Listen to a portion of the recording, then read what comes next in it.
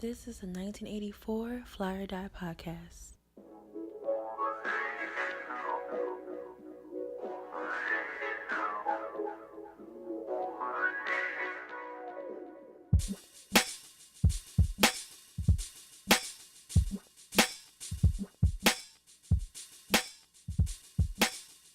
What's good? Welcome back to the 1984 Fly Die Podcast, episode 3. Damn, I made it 3 episodes out here. I'm happy as hell. Tonight's episode features a very good friend, hustler, all the way through, my main man, Troy. That's right, Troy, aka the MadLad, joins us on the show tonight. Before we get into that, I want to discuss a few things. First thing, of course, the Meek Mill situation. It's unfortunate. I hate seeing people at the top of their game cut themselves short. And the only thing I can say about that is just you have to learn how to move out here. You gotta learn how to maneuver, especially if you're still under the thumb of the law. 2 to 4 years is very excessive. It is, but at the same time, it is what it is. I hope the other guys out there take heed from this lesson and chill the fuck out, okay? Just chill out. Live your life, but please be smart and be responsible for your own sake, Next up, I wanted to get into the logo for my podcast, right? And the logo is based on the Day of the Dead skulls, the sugar skulls. Now, I don't know how I started to develop,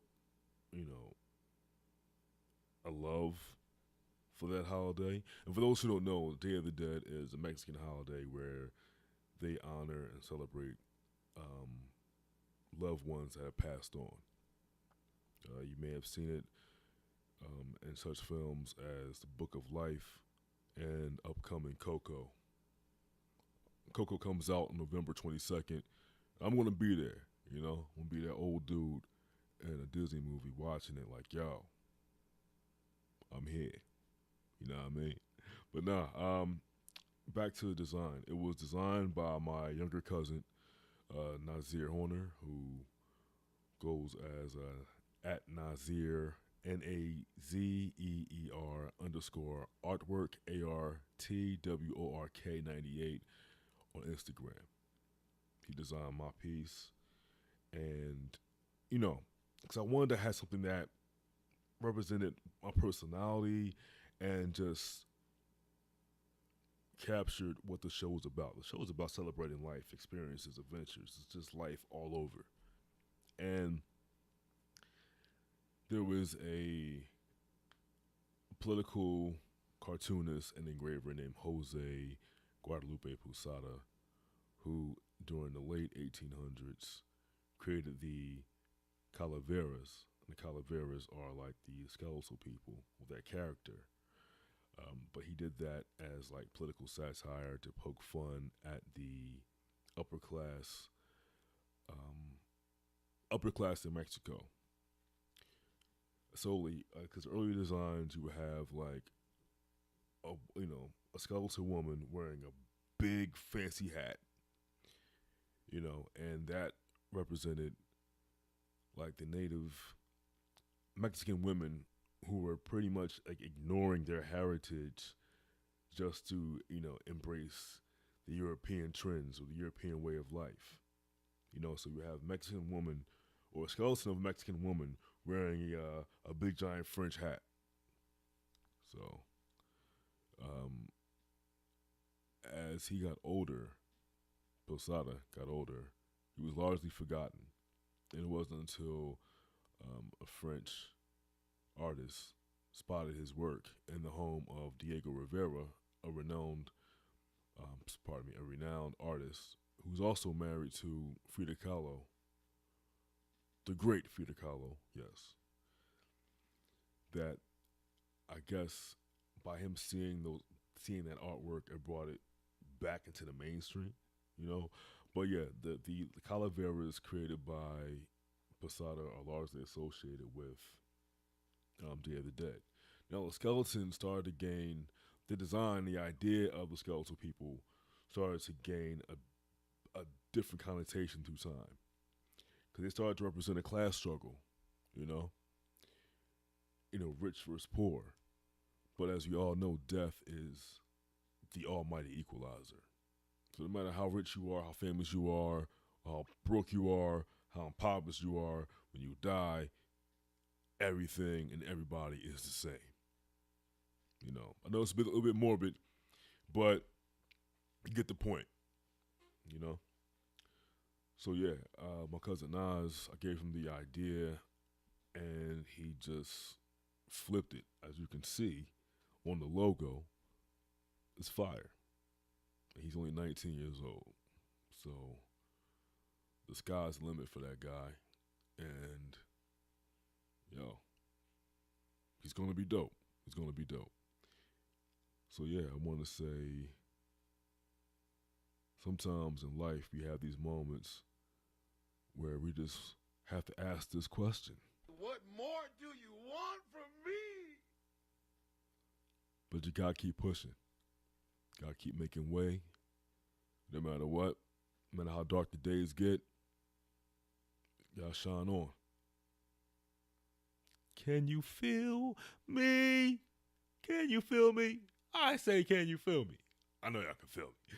But yeah, so last but not least, it's time for the show.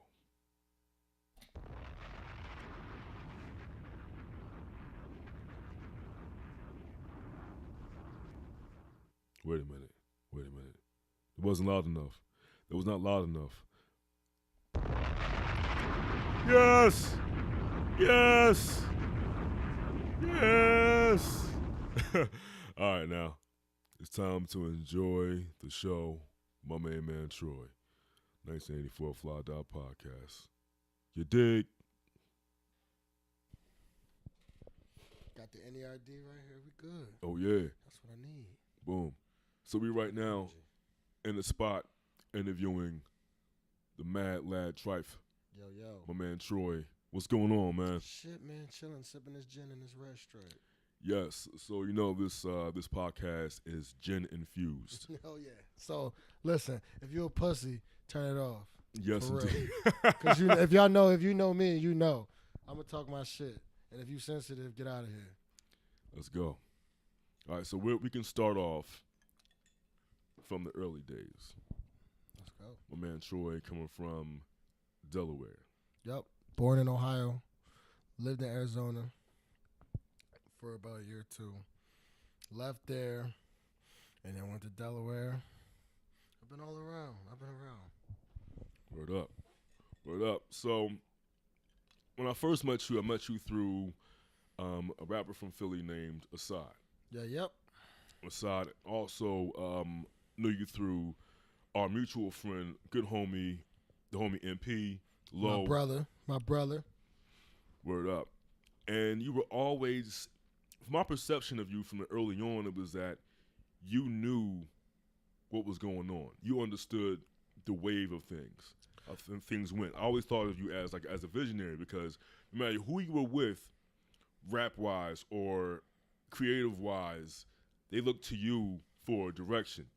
So I'm gonna tell you a quick story. So I met Troy, I want to say around 2009, 2010 via Noise Trip Studios. And that studio was housed inside, used to be Larry Gold's studio. And that same studio space is where the Roots recorded over in the A room. And the B room was Noise Trip. Yeah. Noise Trip, which was run by the big homie Chaos, Mel, and this cat named Ant Tid. Cool dudes. and they let Side use the space to record music back then. Yep. So when we were there, a lot of cats would come through. Some cats was just loafing in the studio, taking up space, not doing much, trying to use the side for stuff. I'm in there trying to handle business. Facts. Facts. Shout out to Ray. Shout out to Track Yeah, Neat. shout out Ray, man. Yep. Shout out Ray. Shout out Track. Shout out My Track. guys right there. Good people. Yeah, man. And the other DJ, I swear, I wish we could remember his name. Who was there? Shout out him too. Yeah. He was a hard worker. He looked like Shaggy, man. This nigga definitely look like Shaggy. He like Shaggy from Scooby-Doo. Nigga look like he smell like him. Yo. Yo. He definitely had like the 2000s like Yeah, he looked hippie vibe. Like he had some eye pass on or some shit. Yeah. When he always used to skateboard getting to the studio. Even in the snow, he was skateboarding his ass down there. You know, He wanted to work. Yeah, he definitely did. He put in great That's work. what you niggas need to be on. Yes. Work hard, play hard, and get on your grind, man. So here's a question I have for you starting off. What made you get the vision in terms of how did you find yourself becoming a creative?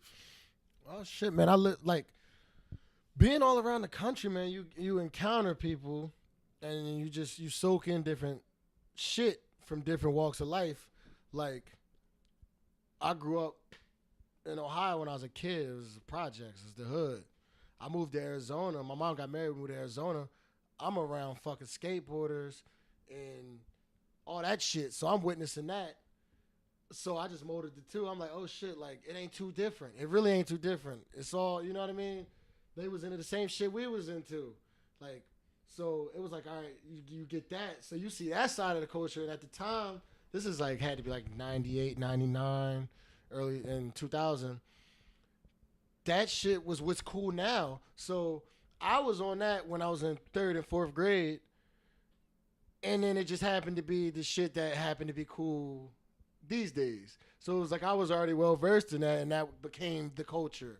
You know what I mean? But people don't realize back then, you had dudes like fucking Harold Hunter and shit that was living that life, skateboarding, doing all that, being a part of all that shit. They was already that fused thing. That was that. These new niggas, they don't get that. They like, you know what I mean? They ain't even really into the culture. They just found out about this shit. Like, I'm rambling, but they just found out about this shit. And, you know what I mean? I don't know. Like, the way I got into culture, it was just me. I didn't seek it out. It happened. It was something that just happened in my life. That's why it's so natural. You know what I mean? I wake up, I'm me. I don't know how to be anybody else. So when you see me, when people see me, they know it's Troy. That's why I think people respect about me.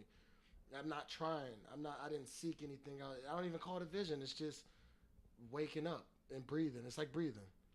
That's what it's like. It's like breathing. So it's like taking a shit. You have to. You just do it. It's natural. It's like It's pretty much natural. It's gonna happen. you're present in the moment. Yeah. Forever present. Yeah. That's how it always has been. And like I said, the shit that I was into as a kid, naturally, that I got moved around, it just became the shit that was cool now. It's Right. just, you know what I mean? It just went full circle.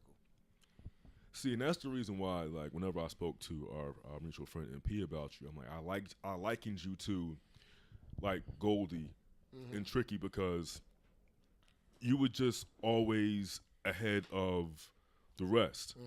Because even now, like, there are people who are creatives who are within the circle of Philly on the scene or who are, like, associated with it who drew inspiration from you and ran with it. Yeah. You know, again, my name and no names because I'm not getting paid by them cats. But Exactly. when it came down, say if I see like you do an Instagram post, I will see those cats like liking it because you had your finger on the pulse of what was happening, but you were like the most known unknown. Yeah, because I never gave a fuck.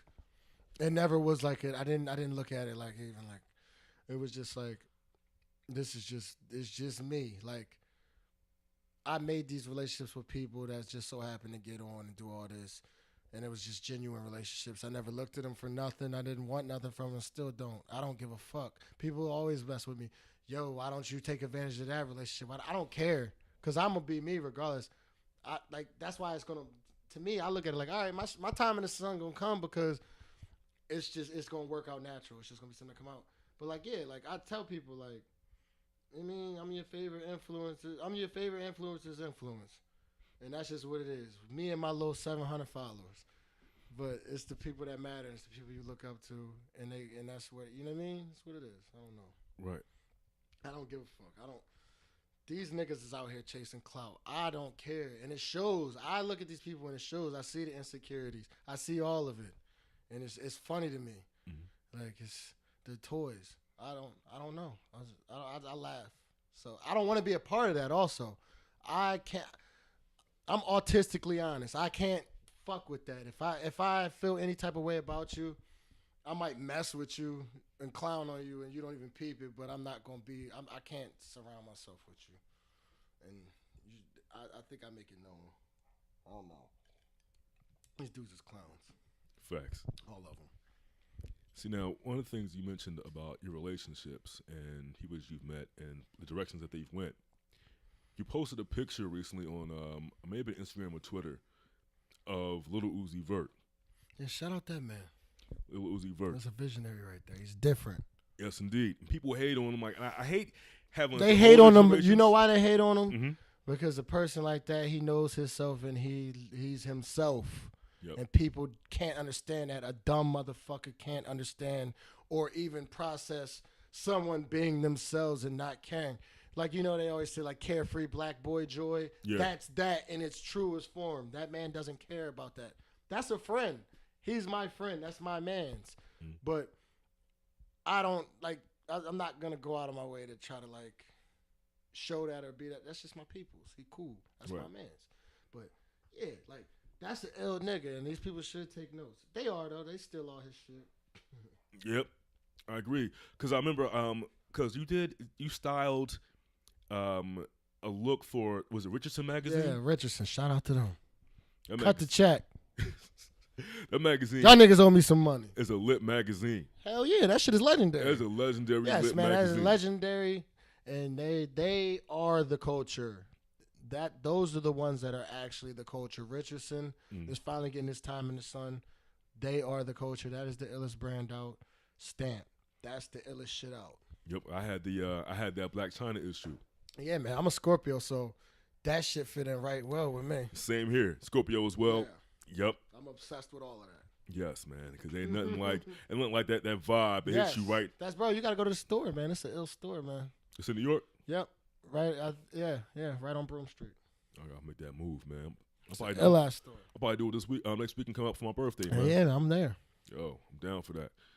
So, when we talk about people going for clout, trying to be what they not, it's amazing to me that these same people who are dying for clout, like literally dying for clout out here, will do their best to shut down other people who are living their truth, who are being original. You know why? Break it down. The people that chase the clout are always gonna hide the people that are naturally themselves, because guess what? When you're trying, it shows. When you're insecure, it shows. People that just are them, they don't want them to get found out about, because people are gonna want to be around the real thing. Mm-hmm. When you steal from people and you take everything from a person, and you can't show the real thing, because then people are like, oh shit, this is the real thing. This is the actual real thing. What the fuck do we need that for? That's like, you know what I mean? It's like, yo, with shit like that, why the fuck would, like, it's like, you got like, all right, would you rather have a Mercedes or would you rather have a Honda? That might be a bad analogy, but look. All right, so look, would you rather have a trailer or would you rather have a loft downtown? I'd rather have a loft downtown. See, the reason why also a bad analogy. I'm not good with analogies. But here's why the whole Mercedes. But you get what I'm Honda, saying. Right. The reason why I said the whole Mercedes. Oh, here you go. 100% like, cotton, or you want like that polyester bullshit? I want cotton. It's soft, man. It's good. It's like a natural blend. It's what it is. See, now, earlier, hold on. No, I got a better one. All right, more analogies. I got a good one for you. I got a good one for you. Mm-hmm. Do you want 100% all natural juice, fruit juice, squeeze from the fucking actual fruit itself, fresh squeezed orange juice, or do you want some fructose corn syrup, Sunny Delight shit? You want the natural juice because it's good for you, man. It's good for you. It's good for you. It's organic. It tastes better. Facts. It's got more taste. Mm-hmm. Something you can actually savor. Because earlier you mentioned the Mercedes Honda one, and I said, you know what? Actually, I'm more of a Honda nigga than a Mercedes nigga. Same here. My thing is still gets you from point A to B. Yeah. Me, I just recently got overly obsessed with cars. I don't know why, but I'm telling you right now, when I get a real check, you could probably catch me riding around in like a Prius. Or not have a car at all. Because why would I even want to drive? Because Dame Dash and he hasn't driven a car in how many years? Yeah, man. Shit, why? Right. That's, you know what I mean? Why would you drive? What's the point? I don't have to drive myself. If you really getting that bag, why would you want to drive? Look, I ain't getting it back now, and I don't drive, yo, because I know the city so well. It's like I can get around here. I know the 34, the 42, the L. You know what I mean? Market Frank. And when you really got money, you want to keep it. So. Yep. You know what I mean? Exactly. Without spending and wasted on cars and shit. That Uber, man, be hitting you right. Fuck yeah. Exactly. So, all right, let's go back in time a bit. Around the time that I first met you. When you were rocking with Assad, you created the dirty middle class movement. Yes. And that was more so a representation of where you came from and your first move in Delaware. In Delaware. Because a lot of people have a misconception of Delaware, like it's like super nice and shit. I tell you, the people in Delaware that are really poorest and hurting are the ones that are living in the suburbs, or the people, you know what I mean? Like, it's the dirty middle class. People are house poor. People are fucked up. I always say the dustiest niggas come from the suburbs. You know what I mean? The townies? Yeah, the townies. Yeah, there's no ambition. Yeah. Why? I'm good here. Like, you know what I mean? Yeah. That's where that came from. And it was just like the people I was around at the time, it was like just some of the illest niggas I ever met in my life because they just didn't give a fuck about nothing. So what did you learn from them? To not give a fuck.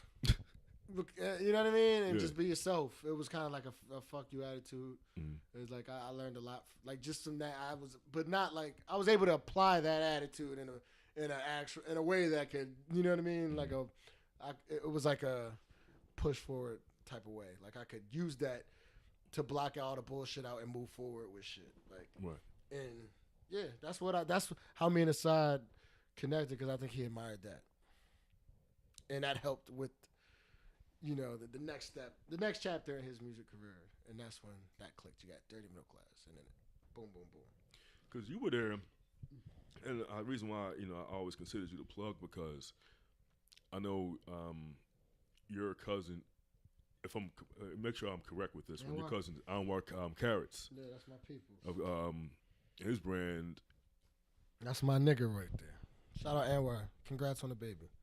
Yeah, what's it say? Cause peas and carrots. Peas and carrots. Josh Peas. Yep. That's the real visionary right there. Joshdon Peas. At Joshdon Peas. That's the illest nigga right there. That's the culture. How so? Josh is the culture. He's the culture's best kept secret. Anwar is like a cultural face. Like, he was really the face, but Josh was like, he's a monster. He knows. You could talk to him about anything, and he gonna know about it. Mm-hmm. The way me and him really met was through some hip hop shit, or like back in the day, like a fucking Little Brother freestyle on his page. It was they went off the Last Days Onyx drink where Fonte was talking about working at the mall. Yeah. Yes. And I hit him up, and I was like, yo, you're an ill nigga for having this on your joint. And then we just talked like that, and then we realized we knew, you know what I mean? Mm-hmm. They used to have this, and back in the day in L.A., they used to have these things called prep clicks. It was like little, you know what I mean, little internet shit. It was priceless. Yeah, people like that. Like, all these little clicks, and then they had priceless, and that was it. And then I realized, that's how, like, back in the day, like, I met Tyler through all of them back in the day on MySpace, all that shit. For those who don't know, Tyler the creator of yeah. Golf Wang, yeah, and Odd Future and all that. Yeah, man. By the way, so people know, this interview is definitely sponsored by Tanqueray. Yeah. If you can't tell, I'm tore. Yo, I'm You talking in circles. riding that wave, but it's all good. This is how I wanted to be for this interview. Fact. So It couldn't be no other way. not at all. And then like you had this one concept during the time of 30 middle class that I wish had taken off because that too was ahead of its time. I think it was it Dirty Black Trash? Poor black trash. Poor Black Trash. Yeah, that came from my family in Ohio. Like, I got family in Ohio that they just got running water and shit. Like, deep parts of Ohio. Native American motherfuckers and Native American and black all mashed up in one little fucking town. These motherfuckers just got running water. You know what I mean? So I'm like, this is basically just poor black trash. And then I took that and I'm like, yo, fuck that shit it clicked. I'm like, this shit is ill. So I'm like, and that if the first shit that was gonna be, I was gonna try to do like a punk band with it. I was gonna try to do that. I remember that. But I don't play no instruments, so I didn't have nobody to play no instruments. Shit, but look at the Sex Pistols. I know them niggas ain't play no instruments. Especially the lead singer, like that's what punk is, though. I guess this is like most of the motherfuckers ain't classically trained. Nope, they go in there and make noise. Nope. You know what I mean? Wild out. Yep. And that's what I was going to do, but I just ain't had no money to get no instruments. Nope. Man. Yeah, so that's what that was going to be. And then I think I'm still going to carry that on to, I think that's going to be me and Lorenzo's side shit, MP. Mm-hmm. I think that's going to be our side shit. We're going to start our, like, drum and bass group with that. Poor Black Trash. Probably come, like, winter 2019 or some weird shit like that. That would be ill. Yeah. Especially for a drum and bass project. Yeah. Also, side note again, MP is the producer behind the intro beat and outro beat for my podcast. The illest. Illest, the Bull Sick. Mad hip-hop for real, but mad everything else, too. Yeah. He knows about everything else. Everything. That's how we bonded over, like, music. He's my conscience. He's probably why I'm not in jail. Yeah, MP has saved me a couple times, Hell too. Yeah. Especially, like... Tell you about yourself. Yeah, especially when it comes down to, like, me, like, messing around with, like, either with women or like. Oh hell yeah, hell yeah! He's told me I was a foul nigga a couple times. Slapped my ass down. He'll tell you about yourself. That's what a good friend is, though. Yeah, and that's what Jordan is too to me. Yeah, shout out to Jay Ashley. Yes. As well, who's a standout DJ. I want to talk about him soon too. You know what? All right, cool. Because let's talk about Jay Ashley now. I have something I want to follow up with too right after that. Okay. So let's talk about Jordan Ashley, Jay Ashley. You and him like the Beamer Boys for real, man. Yeah. That's my brother right there. You know what I mean? He's the person like MP that will tell you when you're wrong, tell you when you ain't being shit, or tell you when you need to work harder.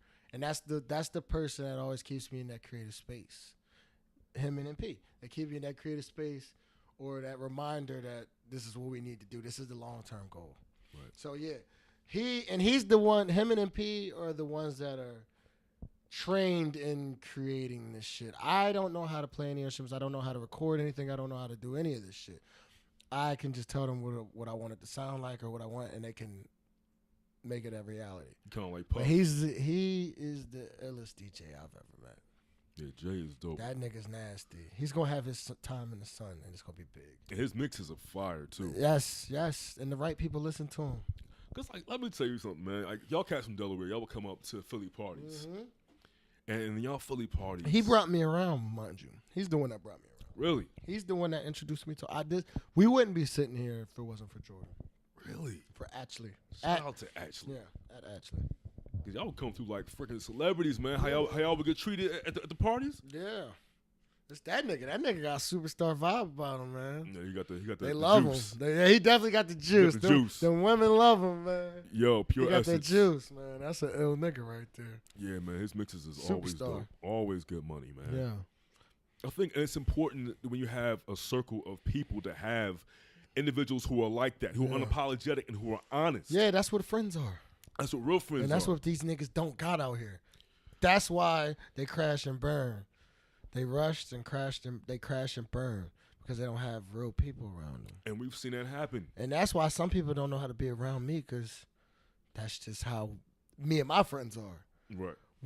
we'll almost fisticuffs and then we'll talk about it. Or like, shit, we could even fight and we'll still be cool because we're men. That's what we could talk about it. We're best friends. If we're really friends, I'm gonna tell you about yourself, or you're gonna tell me about myself, and it's gonna be alright. I understand where you come from because I know it's coming from a good place. Right. Yeah. And that's why I don't understand with the newer generation where people get butthurt and we like, yo, we'll do subtweets. None of my niggas ain't never subtweeted me. None of them. None of my friends either. Never. We don't do that. It's not how we came up. No. That subtweet would be in my phone. It'd be in my text to me. It's like, yo, you messing up. I got problem with this problem with clown. You're a clown right now. And I don't understand. It's like, because, again, I understand just in generation and people are so caught up in social media. You know what I'm tired of saying? That it's a different generation, though. Because guess how many generations were before this? Tons. I don't give niggas no excuses. What, because there's more access to the internet that we gonna get these niggas that excuse? No, I'm not giving that excuse. I'm not giving it. These niggas need to lay off the Molly and shit. Y'all is wildin'. Y'all niggas need to chill out. The lean. Kiss your girlfriend. Stop acting so tough. You niggas not tough. You niggas need to hug your girlfriend. You niggas need to fucking relax. Leave the lean alone, the pills alone. The shit is making you soft. Hug yourself. Yo, go hug your mom, nigga. Shit, she love you. Them drugs don't love you. And people be tough as shit, man. Tough. On Instagram. Niggas get Twitter. tough with me on the internet. I'll be like I'll laugh. Telling to go hug his mom. Dude, I had a dude in his 40s. Call your grandma. Get mad at me over Instagram joke video. Talking about, I was like, I just got a haircut. And I was like, yo, man, people with your hairlines missing and bald, your time is up. I laughed it off, right? Because it's a joke. I mean, I don't know anybody. It's a joke. Yeah. I got this message in my comments, like, hurt. And the dude who did it, like, I know this cat. I'm like, yo, like, you're older than me. I remember you used to be, like, holding things down on the scene years ago. I'm like, this is how you gonna respond? You know what's like fucked up about me? Corny. I just talk shit online because it's just like, that's what online is to me. Yeah. It's just a platform to talk. I'm never talking about anybody. I'm never talking about anybody personally. But somehow people always take offense to it. Or like, I'll look back on my timeline. Yeah. And somebody might have tweeted some shit and that kind of like aligned with my shit. It might have looked like I was talking about them, but I'm never talking about none of you niggas. If I'm tweeting that shit, I might have just got done watching a movie or looking at YouTube or something, got bothered by something. Right. Or it might have just been it might be my end of the day thoughts. And it's not one person, it's everybody. But people are insecure. Yeah. People get so upset about, they see a word you gotta call him Isis. Isis. These niggas is Isis. Just children. Why you guys was grown ass men? I'm like, why are you getting so sensitive over a subject that didn't even mention your name? Like your face is just like, people say, oh, you're wearing a red hat. What you mean you wearing a red hat? Yeah. Like, what? It's to that point. How are you getting triggered by something so small? But again, it's insecurities, and I don't know how these people came up. Like you said, man, go home, talk to your mom, to your therapist. Go watch Eddie Murphy's Raw. It'll toughen you up. Yo, because people will call that cringeworthy now. Yeah, now they're like, oh my god, it's offensive. Turn it off. Turn it off. Yeah, I'm like, yo, it's comedy. And that's how I grew up. I grew up watching like shit like that. I'm a huge Louis C.K. fan, huge Eddie fan, Dave fan. Like, you know what I mean? Mitch Hedberg. I like shit that is now, I guess, it's hard for some people to stomach. I like early Jamie Foxx shit. Patrice O'Neal, he's my all-time favorite. Mine's too, That's my all-time favorite. They couldn't deal with him now. Oh, no. I'm like, wow, y'all are offended by this? Then oh my God. You would have shit yourself listening. He might have called the cops. And the thing about him, he wouldn't back down. Like, no, he'll double back on that shit. Yup. Oh, you're upset? Okay. Gotcha. Now you're pissed. Now I got you.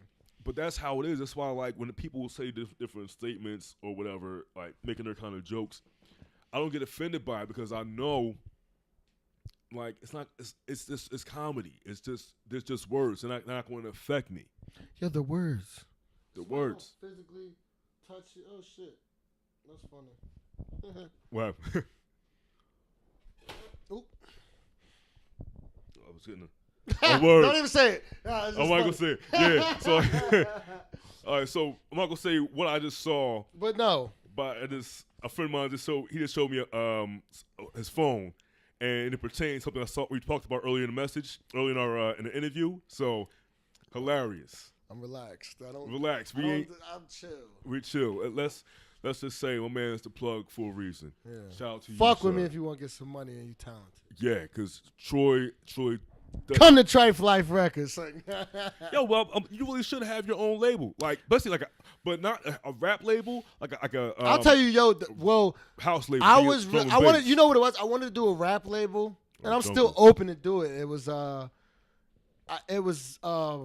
of my real good friends, Fry.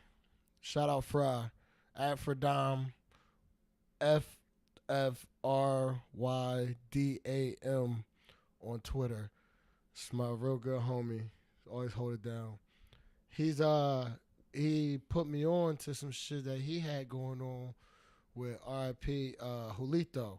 It was Lurk Life Records. Rest in peace. Mm-hmm. And we started that. We were going to do that and really carry it on. And then, some shit happened. Whatever.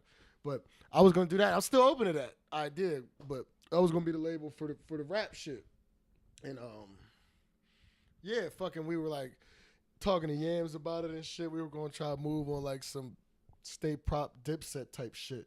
Like, you know what I mean? New York, Philly. Mm-hmm. And then, what happened with that. And then, but yeah, I'm still open to that. But that was the one. He was really the brains behind all of that. It was going to be Lurk Life Records. Yeah, I had Dakota's logo for that. That logo was a motherfucker. He designed it. Yeah, he did a good job. That was yeah. It was like a twist of me and him. He's one of the. When it comes to this, like, designers, like, he be having the vision. Mm-hmm. He just, you know what I mean? Like, that's an ill nigga right there, man. Yo, he's a solid dude, too. But, I was waiting for that, too. I remember y'all man, we was going full speed with that on motherfucker. Twitter, man. it was on Instagram. I was like, what's this about? We was going full speed with that shit. So you mentioned another visionary. You mentioned Yams. What was it like? That's one of the only people I ever looked up to in life. Word. I used to fan out. And that was my homie, but that's the only one of the only people I ever found out about, and I'll admit that openly. You know what I mean? Like since day one, before I knew him, I was a fan before a friend. Mm-hmm. Because I knew who he was before people knew that was his time. I knew who that was because I knew people that knew that. Mm-hmm. But I was like, this the illest nigga because he's a nigga that remind me of me, and that shit just excited me. I'm like, damn, this nigga tell you about some drum and bass shit. He'll tell you about some shit. You be like, how the fuck you know about this? Like, you know what I mean? Like, he'll tell you about some deep cut shit, like some Portishead before they fucking dummy album. Like he'll tell you about all of that. Like I remember this nigga told me about one of my favorite artists. It sounds so cheesy now because everybody says this, but one of my favorite artists is MadLad Manson. He's also from Ohio, from Canton, Ohio, so that always hit home to me. But he was talking. One of our first conversations was about MadLad Manson. It Smells Like Children. It's his first like official release to the world, and he just knew all about that shit. And I was just like, this is a nigga that's from uptown. You know what I mean? Mm-hmm. Like MP introduced me to him. Word. Yeah, in 07, 08, yeah, at a party in the Bronx. It's crazy. Shout out Nana Castro. That was her boyfriend at the time. Yeah. Shout out to her too. That was She was awesome. Oh yeah, she's fantastic. She is fantastic. That's it. She was cold. She was early on that radio shit too. Yeah, she was. She was really on the wave, man. Yeah, and MP introduced me to all of them, and Jordan knew all of them up there. Mm-hmm. BIC, all that shit. Yeah, BIC as a group of New York, they fired. Jordan was a part of making it name. Word. Yeah. MySpace shit, man. MySpace was the early shit. Man. Yeah, MySpace was the early shit. That's crazy, man. Thoroughly love that. So, from being around Yams, right? What did you ever take anything from how he did work with the ASAP mob? You take any of those lessons and try to, apply that to what you were doing? Yes, I I stole that whole shit, basically. I modeled it after that because if you know anything, if you're smart, you realize that was the perfect, like the way this nigga did that shit. I seen the rollout for Rocky, and that shit was amazing because he was putting it out on his blog. Nobody knew it was him, and he was acting like he didn't know the nigga. And it was the shit was fire. The way I found out about Rocky though was through a French blog. They put out a mix. They put the song "All Around the World" and "Purple Swag." This had to be like 2010, earlier shit, 2011 maybe. And that's the way I found out about that. But he would post it on his shit, and I was like, "Who is this nigga Rocky?" Also, another nigga that nigga was very early on the shit, man. That's a cold nigga right there. Put some respect on his name. That was a cold nigga because they just, bro, that whole team just had the vision, man. I would never disrespect it. They had a vision, bro. You gotta the reason why I fucked with it so hard was because I literally had such a similar vision of what I wanted to do with an artist, even as far as the aesthetic. And I saw it in real life. I was like, oh shit. You know what I mean? I was like, damn, whoever's behind this is the coldest nigga. And I found out it was him, and I was like, yeah, and mad niggas model their shit after that now. If you're a smart nigga, if you really know, you know. You don't get no, that shit is legendary. Because that was, it was you know what I mean? That was the first, kind of internet, real rollout to make a superstar. You had niggas like Soulja Boy, Lil B, and all that. They were doing it by themselves. But if you, with a team behind you, that ASAP shit was different. These niggas, they created a monster. That nigga's still here. That nigga's still here 6 years later. Respect that. Yeah, he is. And I remember when ASAP, when Yams passed away, I was floored by seeing how many people he affected. Oh man, bro, changed lives. And you know what it is? All them niggas are not lying. That's how he was genuinely pretty cool with all of those people. I know that for a fact because that's how I felt. I'm like, when I found out all this, I'm like, damn, he really, because he would take the time out. He wasn't Hollywood. If he knew you fucked with him, he'd sit down and talk to you. If he fucks with you, give you his number. He'll answer back. So that's what drew me towards him, because I'm like, oh, he not treating me like a clown other than no loser nigga. It's an ill nigga, man. That nigga was ill. He was different. I even tweeted the other day that the culture didn't deserve him. I get choked up talking about boy, because that was a different nigga. That was a different nigga. They don't make him like that. That nigga knew everything about everything. For real. For real. He would be on it years before. That nigga called so many niggas' careers back that this niggas is just now really popping that he been promoting. G Perico, Jay Worthy. Worthy. He called them niggas years ago. Yep, before G Perico had hair. Yeah. Jay Worthy, before the nigga had, you know what I mean? Now them niggas is finally popping. Yep, finally. Earl Swavey, all them niggas. Real shit. And he would go to these niggas' hoods. Be out there with niggas. There was a music video, I don't know, was it, remember Jay Worthy's music video? Yeah, you talking about use a flip. Yeah. He was out there. And they had Freeway Ricky Ross in the video if you really look closely. Yes, he was. Yeah, them niggas is in one of the worst hoods in L.A. Filming that motherfucker. He out there. Just cold nigga right there. He was just in the thick of it. Yeah, it was him, I think Nas, Ills. Different type of guys. Yeah. And I think that's what, like you said, the industry, the culture. That's what I say. Needed somebody like him. I have my opinions about certain people from that camp. But my respect level never drops because that was, to this new wave of what's going on, it was the first. That was the culture. And there's no way around it. You had dudes that came in the game like them, Space Ghost Perp, Main Attractions, they all came in at the same time. You know what I mean? On that real street level, connecting with the fans. You see these niggas out. Like I say, the first nigga that was like Cudi. Mm-hmm. When that nigga was on, that nigga fuck around, come to a party in Brooklyn, you see that nigga, and he in there getting blasted, fucked up, stumbling out, shit like that. Like you would see these niggas, like you could reach out and touch them, they were there. So that made the kids like that was like, oh shit, like I can grasp this. You know what I mean? Right. And the music wasn't trash. Because it's funny because I feel like people in the city look at you like Yams. I can't even live up to that. But I mean, not But the comparison. I have said that shit and I'd be like, okay. You know what I mean? I could never wear that crown. Like I ain't accomplished nearly enough. I can see what they're saying as far as bringing people together. Cause I've seen you work with Grande, work with the dudes Shout from out Great Grande. Outdoors. Shout out all of them. Dave. Shout out my guy Ja. Ja, yep. Shout out Sue. Shout out everybody. Yeah, whether it was Shout out Izzle. Fry, whether it be the guys from Great Outdoors, whether it be Davey, Mikey. Shout out Mikey. Where you at, man? I ain't seen you in like 2 years. It's been a minute. And what's my main man? Dizzy Santana. Oh, that's the coldest nigga. The Dizzy can he can rap his ass off. Oh, that motherfucker's different.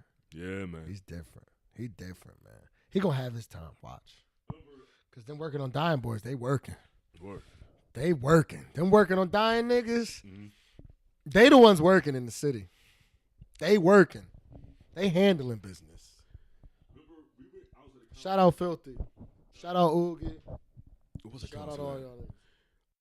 Yeah, we went to a concert. It was at it was on 7th and Chestnut. Remember the third floor joint? It was next to like the Morimoto's restaurant. Oh shit! When I was in there, wilding the fuck out. Yeah, pictures. Blue was in there. You know the rapper Blue? That's also my favorite rapper because he's a lunatic just like me. You know Blue? Yeah. He was there with Susie Analog. She brought him through. Really? And I ran up on that nigga and he was kind of weirded out because I guess he ain't expect nobody to know him in that bitch. Yeah, I ain't saying. And I was drunk as shit. I said, nigga, you blew and pushed him. He said, oh, what's up, guys? I'm like, no, nigga, like, you my favorite. Like, you know what I mean? That's the type of niggas I listen to because, like her favorite color, Below the Heavens. I'm all over the place right now. But yeah, that nigga was there. It's fire. You know what's crazy? It came out 10 years ago. And that bugged out. Bananas. Good morning. Nigga sampling the jazz shit. Close to the movie, all that shit. Yeah, Simply Amazing. Bro. Had that intro. intro. That shit is crazy. Yo, she said, fucked me on the floor. He said, oh, that's that shit. I remember he sampled, he did a joint before the album came out that sampled Queen Latifah Was Just Another Day. Yes. Oh, my God. That was the joint. Oh, my God. Because he had this one line. You know who put me on to that shit? Who? That whole Blue wave. Like, I was fucking with Blue with Below the Heavens. Mm-hmm. But Jordan put me on to her favorite color. I think that's maybe, if you ask him, that might be one of his favorite albums. He put me, that's one of mine now. He put me onto that shit. Like, that's a masterpiece. You know the big homie Hez got a beat on that joint, right? Word? Hez did Burgundy. Yeah. Nigga, that's a masterpiece. Yeah. For those who don't know, I'm referring to Hezekiah, dope MC producer from Delaware. He's from Delaware. Dope dude listening. That nigga cussed me out on MySpace back in the day. Shout him out, though. He's the legend. Yeah. That nigga cussed me out, though. That Burgundy joint. I was a kid. I was only a boy. I was only a boy. No, he's an ill nigga, though. So let me ask you about the music. Yeah, we can talk. Let's talk about this music. Mm-hmm. So, say if you are in the position that you're in now and you're looking for talent in a rapper or any kind of artist whatsoever, let's go beyond hip hop. Yeah, because I'm not even fucking with rap. We had this conversation on Twitter a while ago. Yeah. But like rap niggas, I only fuck with the rappers I fuck with right now, like my homies. But if I see the talent, I fuck with it. Like I don't, you know what I mean? There's some niggas that I really fuck with, I watch, but they already in situations. You know what I mean? But yeah. But I feel like, because due to what I've seen you go through, things I won't speak on here. Rappers terrify me when it comes to investing in them. That's because they're the most unstable people. Right. You know what I mean? And I don't blame the artists. I think rappers are some of the truest artists, like artists in the true form. Mm-hmm. You know what I mean? Because they're all liars. Because they're creating this imaginary world, and that's what artists do. You know what I mean? That's their art. It's something that they're actually making. Rappers are the best liars, but that's why they're genius, because they're creating a whole world. You know, and putting that out. That takes a lot. Jazz musicians don't have to do that. Producers don't have to do that. It's not that weight on rappers have the biggest weights on their shoulders. Because most of the time they're lying, and when they're not lying, you can tell that, like, if they're rapping about gangster shit, they either end up dead or in jail, because that shit shows, or they get lucky and get out of it in time. You know, but most of the time the rappers are liars. Like, I was watching this Method Man interview where he was on a late night show the other day, telling a story about like how he had Trump on his album, whatever, blah blah blah. But he asked him about something, and he was like, "Rappers are the best." Like, he was like, "Why are rappers so something?" He was like, "Cause we're liars. We're all liars. We're the best liars." Cause they are. You know what I mean? Like, I mean, there are idiots that get on record and say what the fuck they're really doing, and then you see how that comes out. Jail. Yeah, yo, shout out to Legend Bobby Smurder, but that shit was retarded. Yeah. Excuse me, stupid. I don't mean to say retarded, but yeah, free PC folk. But yeah, nigga ran down the line of all the shit, and you see how that turned out. Like, you know what I mean? You got shit like that. You know, like Chicago. You see that happen every day. These dudes drop like flies because they're actually living that shit. Yeah. But the other guys, you know, they ain't living none of that shit. Like, they talking about it, but it's art. I don't judge people. I respect it because it's art. I'm an artist. You know, like, that's all it is music. Like, that's why I laugh when people like they ain't about that. Okay, they don't fucking have to be. It's fucking art. It's music. Like, you know, like, art doesn't always have to imitate life, you know? Like, it just, yeah, people go so hard with that. Yeah, like, man. It's fucking rap. It's music. Like, you know, like. That's why I used to hate those old, like, World Star videos. Oh, my God. Well, I'm like, yeah, so-and-so think you think he real. Yeah. What's up now? Like, you a bunch of your broke friends approach said rapper and try to press rapper about rhymes that he said in the song. Is he real or what? Bruh. I'm like, yeah, you gonna press him, but he's go home and change your kid diaper, my nigga. This niggas walk around with a shitty diaper. Leave this rapper alone, man. Like, go, you know, like. Just for what? That's why I'm telling you this. Rest in peace, Prodigy. I tell you, you want to know who my favorite rappers are? I'm going to tell you right now. I mean, you know my favorite is Jay-Z, but I don't even throw him in there because it's fucking Jay-Z. Default. Fuck you going to say about that? Right. Nori, DMX, Prodigy, Jim Jones. There's a couple other niggas that get thrown in there, but those are the ones. You know why? Because they found the balance of actually living what they rap about. Right. And still growing up and getting out of it. Like, niggas don't know niggas like Nori. Nori was my favorite. Like, because you see the progression. I respect that. That nigga was a shooter. You know what I mean? But then I say, when I like a guy like Prodigy, that's an artist. He wasn't no punk. Don't get it fucked up. But Prodigy was an artist. He went to art school. You know, like, he was out here. He was out here, but you know what I mean? It's art. And that's it. He, to me, I think he's the coldest. Like, that's the coldest, because just like you listen to them stories, bro, like, that shit is next level. Like yo, Mobb Deep, like, it's next. Like, and you know all that shit, you know what I mean? If that shit was all happening, he might be talking from the point of he's telling someone's story. Because if that shit was dark, he wouldn't be here to tell that story if it would really happen with him. Right. You get what I'm saying? So, as I say, when I say that rappers are good liars, I don't mean like lie. I'm just saying they're telling a story. It might not be their story, it's somebody else's story, but it's art. To me, he's the coldest artist. Listen to the Infamous. That's next level. That storytelling on there. Temperatures that rising. Taught me those lessons I learned from that. I still don't go to bitches' cribs. I'm in a relationship. I don't go to bitches' cribs. But I'm saying, like, that's how I learned not to ever go to a bitch crib from Trife Life. You know what I mean? Like, you learn those lessons. And this is like, yeah, like that's why them niggas is the like, you know what I mean? Shit like that. Like different niggas. Like they don't make them no more. They do. You got niggas like that. Niggas like Shy Hef. You ever listen to Shy Hef? I know who you're talking about. I got Wretch. into him. Listen to Wretch. Yeah, then he just got out, right? Got out.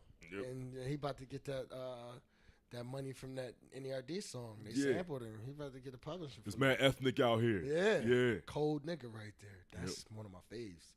Polo Sporting Goods. That's a classic, a masterpiece. Listen to that. But that's the type of shit I'll be listening to. Because it's like, I don't know. I like a lot of new kids. I like the new kids. Like I listen to niggas like, of course, like niggas like Uzi. I listen to Uzi a lot. That's. I think he set the platform for a lot of these niggas. Chief Keef is can't even throw him in the conversation because it would be none of these niggas if there was no Chief Keef. Like, yeah, let's talk about him real quick. I'm jumping around. Oh, let's do this. Let's talk about Chief Keef. Because Chief Keef, look, I'm gonna tell you something about him. When Chief Keef came out in 2012, well, I don't like, right? I think don't like, man. Yeah, 11. End of 2010. 11. Probably 11. But it was. I remember hold on, let me tell you about the story when I first heard that. Right. My homie back home was a kid named Tim I grew up with. I ain't never had to fight nobody in high school because that nigga would just always get real offended if somebody bothered me. That was punch the shit out of anybody. But whatever. He'd probably still punch you for me, so watch your mouth. That nigga used to have his red Ford pickup truck. I don't know why he had that, Jordan. It didn't make no sense.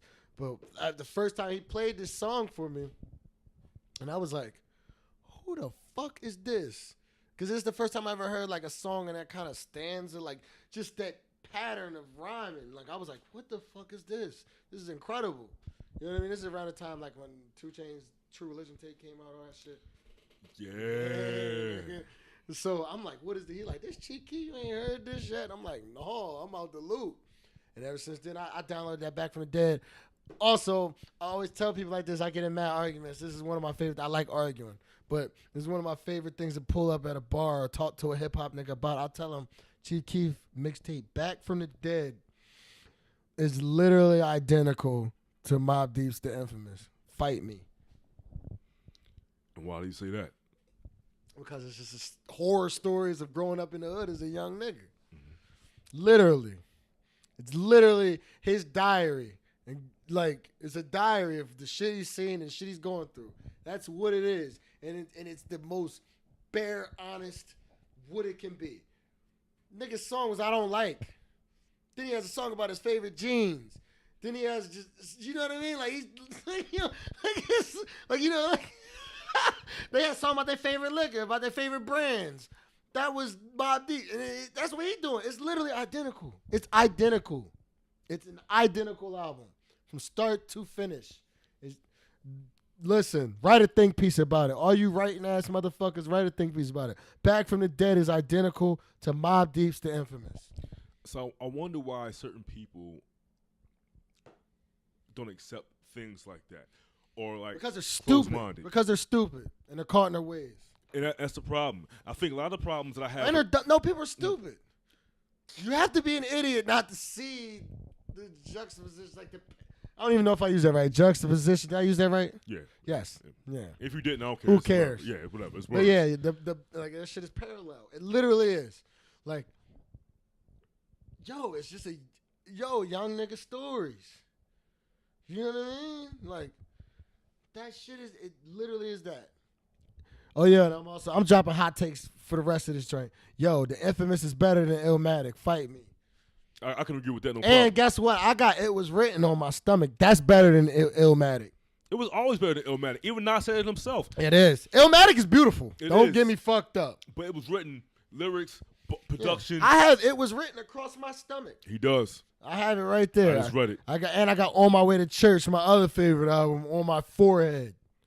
So you know I'm not playing games. That's Jim Jones' first album. Put some respect on Jim Jones' name. Yeah, he had that single with. That's a real artist right there too. Also, none of you niggas would be dressing the way you were dressing without him. And niggas, I mean, of course, niggas like Pharrell and we ain't gonna bring them in the conversation. But I'm saying hood niggas, y'all wouldn't be. Your clothes wouldn't have got small if it wasn't for Jim Jones. He was the one with wouldn't the have seen True Religions and all. the Bike chains. Bike Bike chains. chain. He was wearing them shits in 04, 03. 04, 03. Jim Jones was wearing Pele coats and bike chains and small T-shirts and belts. Like, different type of nigga right there. I think he's a Reuben. Shout out on my Reuben. Cold nigga right there. Because remember that time period, people were going out buying like rock star T-shirts, Yes. like rock band T-shirts. Never heard. Never. They still do that shit. Yep. Never heard anybody. That shit came back. Check the Certified Gangster video. That nigga had on some big ass tan Dickies, some Chucks. He had a wallet chain on, and then a scout belt, a red one, and a T-shirt was small as a motherfucker. I seen that shit and lost my mind as a kid. I said, that's how I want to dress. That's who I want to be. Yeah, that's the first nigga besides Pharrell was the first nigga. Also, about how I literally begged my Aunt Kim to take me to go buy In Search Of in 01 because I couldn't buy it because I had a parental advisor on it, and it was the European imported version from Borders. This is when Borders was around. Y'all, half of you little niggas don't even remember Borders, but it was Borders. I had her take me there to get that. I still have it. It's cracked in the case. Yeah, it's cracked. I have the joint. It's cracked in the case. The CD's cracked, but it's the original copy. It was the rock version. Niggas don't know. They had to produce the version, the studio, and then they had to. Yeah, that shit was cold. I want to talk about them too. Oh, cool. With the music. So me and Troy both Scorpio brothers, right? Hell yeah. And I believe I am. Watch your bitches. Remember Stacey throw that joint on there. Watch your bitches. Well, that was Beanie Siegel's joint. Like, hey yo, I'm walk like a Mac, talks like a. I fuck that joint up. Yes. Because we profiling through South Philly with that joint blasting. And let's not act like the reason wasn't the Blueprint 1.0. Fuck yeah. That was the Blueprint. That was first. it. That was the Blueprint first. That was it. Hold on. If we really want to, let's listen. Hot take. Hot take alert. Young Chris is the main inspiration behind the Blueprint. Oh, shit. Young Chris. That's Jay-Z's favorite rapper. Young Chris is Fight me. An unsung hero. Facts. My man should be rich right now. Because to me, come on, Hov. He was a star in State Prop. Come on, Hov. He was a star in State Prop, bro. Young Chris. And Neat. Fuck that. All of them. Oskino. Sparks. Free. All of them. Petey. Yo, Petey the coldest nigga out. Yo, he had this one joint. Oh my God. It was a mixtape. A mixtape was like part 4. Which one? Crack Files? Crack Files part 4. And there's one joint about the not the Weibos. Hold on, you know my favorite joint. Petey said, what did he say? What's the name of that track? Was it every time I'm on the ground, it's like, gangsters fucking with me? What did he say? Hold on. He said, crack in the kitchen position with hot Ava. Caliente. Bravo like hot Ava. What did he say? Oh, he fucked that joint up. And my revolver knows about the side of okay. Come on. Oh, crack. Matic. What did he say? Half black, half Hispanic. You all. that a revolver. Bro, that coldest nigga ever. That's Action Bronson's favorite rapper. Really? Besides Cool G Rap, yeah. He said it. Yeah. And Petey, that's actually your favorite rapper's favorite rapper. Every nigga from Philly is your favorite rapper's favorite rapper. Philly is the home of the best rappers. No arguments. All my niggas is my favorite rappers. My niggas Sue, Izzle, Fry, fucking Grande, Mikey, Elijah, Dizzy. Yo, all my niggas is my favorite fucking, all of them. And shout out to Assad, because Assad was ahead of No. Listen, I don't even want to get on that. I could talk about that all day. That's the best rapper alive. Dude. Jay-Z know who Assad is. Listen, because that Jay-Z Flowers project from 2009. Listen, if we really want to talk. Ahead of his time. Rap bars. Let's go. That's the coldest nigga alive. Like rewind shit. Like that nigga said, the hills have eyes before those two L's. I had two eyes before those two L's. That's one sick flow, but I'm too well. Two L's, gotta add another two L's. Hold up. Hold on. He said, I can't even do it. Too many. I can keep going all night. Y'all be annoyed. But I'd stand out right now. I co-sign it because listen, Coldest nigga. the Flowers mixtape was like Section Acid 80 rap before acid rap. before Section 80 came out and before Acid And Rap came out. Section 80 before Section 80. Yep, it was just there. It was advanced beyond its time, and no one truly understood it even when it was out. People was coming up, oh man, it's dope mixtape, but y'all didn't really understand it. Nope. Y'all understand the way Shit that was went being over set niggas' up. heads. It went over it. And people His shit still go over niggas' heads. people were trying to like put him in the Cuddy box. No. But I'm like, that's because what? The hair he has, you call him Cuddy? Niggas try to throw him in that hipster box. Yeah, it was deeper than that. And there's a track that everybody needs to look up if you can. That was one of the craziest tracks, but I swear it didn't get enough traction. It was LVMH when that came out. That was Niggas don't even know the concept behind it. understand that, because he was reading this the luxury book. Yes. I got that somewhere over here too, but it was just That's when he found out about the corporation, what LVMH was. Louis Louis Vuitton. Vuitton, Hennessy, and Moet. Yeah, Louis Vuitton. That's the Hennessy, same yeah. house. Yep. You know, if y'all gotta look up Most Young Kings by that nigga. It's on the White Project. And then what's another one? Fuck, it's on the Troy EP. Named after this guy right here. Hell yeah, Dark Times. It's called fuck it, just listen to the album. It's all good. The White Oh, Lighters shit, they got Project. the Anthony Bourdain book over there. That's who I want to be. Yeah, it's all my books. That's and the stuff like coldest that. nigga. That's the coldest nigga alive. He get paid to drink and talk shit and eat. Yo, And I'm not taking away from that nigga chef. That nigga's a chef. he can cook his ass off. That's one of the coldest. But like, that nigga. Used to watch the show. Was man, What? Do you religiously. remember the first one? It was the first series? one with the shitty camera quality. Yeah, he had longer hair. Yeah. Yeah, because he Yup. was traveling around the world. But Yup. because You ever seen the one when he came to Philly? He had 3 shows. the first one was Kitchen Confidential. Yes. Remember, it was like the first episode was they was in the kitchen at his joint in New York. Yeah. I watched all that. You know what I watched too? Sex in the City, the first 2 seasons. Talk about it. Talk about listen, niggas don't know. Y'all niggas want to learn some game. Y'all want a different type of bitch. Y'all want to expand y'all level of. Excuse me, I ain't gonna say bitch. Y'all want to expand y'all. You want a Barney's. You want to go from motherfucking. You want a Barney's level type joint, bird dogs, all that. Watch Sex in the City season 2. You too can live like Biggs, Mr. Biggs. Listen, it's all game in that joint. It's all game. I learned so much. Listen, man. I don't even want to say how this shit. My girl gonna kill me. It's not. We weren't together, but I don't even want to speak on it. But I learned how to survive in New York from Sex and the City. You could have caught me on the Upper West Side, on the Upper East Side, on the West Side. You could catch me in Manhattan. You could catch me in Manhattan in somebody auntie loft. Facts. That was a clean way of saying what you needed to say. But I actually happened to say the shit. Yeah. Got you. Yeah. Got you. So I never. You know what they called? You know what they called niggas like how you say hobosexuals. Homosexuals. Yeah, fucking to live, you heard? I don't get it that no more. I'm in love. Yeah. Me and my shorty just got a new apartment. All that. Yo, she's awesome, man. She is.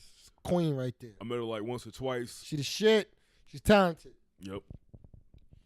So talented. We're gonna have little Afro babies. Babies gonna have mad hair. Walk around. I ain't never gonna do their hair. They just gonna walk around. Freeform dreadlock baby. Freeform. With the you're gonna have the what's her name, man? The Joy Gilliam locks. Fuck yeah. Yeah. Yo, my man Ja had freeform dreadlocks. His joints is perfect now. He let them Jones rock out. He just let them grow. People used to front on freeform joints. Those are the illest ones to me. That's the illest one. The Miami joints. Niggas in Miami had 6 big ass dreads. The clumps and this and that. Yeah. And the people used to have them in Philly back in the day. Yup, I remember. The Black Thought had some. It was just little. Yo, he had the he used to wear Shout out to Tariq Trotter. the hat back in Yup, the day. And, the joint. yeah. Yo, remember that movie he made where he was in love with the Jewish John? Yeah. Like, Yo, what was it it called? was like Romeo and Juliet. It was like Ah. it was like Jamal and like Yo, that nigga fell in love with a Jewish John and they That tried movie. to kill that nigga. I gotta look up that name now. Yo, that movie was hilarious. Good movie though. It was. I saw it on BET. Yo, oh my god, that movie was mad funny. It was a prison song esque movie. Yo, he was pretty lit. And, He's a good actor. Yeah, he's good in the new show or the Deuce until the last episode. I'm not gonna spoil it for anybody who hasn't seen it yet, but yeah, he had a good run on that show. Yeah, that nigga's a cold nigga right there, man. That nigga's a legend. He's the greatest rapper. So, Him and Jay-Z. and yo, but Black Thought, they don't give him. The I can credit. rap any Black Thought line. I'll say this, and I didn't throw him. I hold him to godly level, so I don't throw. And I should put DMX in that too. I put DMX in my joint because he's so like DMX can move spirits. DMX. I've cried to DMX songs before, and not even know why. I just be like, you know what I mean? Mhm. But it's like I don't throw niggas like. I should throw him in that Black Thought Jay-Z level where I can't even throw them in a list. You know what I mean? Right. Niggas is ill. Like, what? Do you want more? Philadelphia Half-Life's my favorite. You know what's crazy? I always tell Mine people too. like I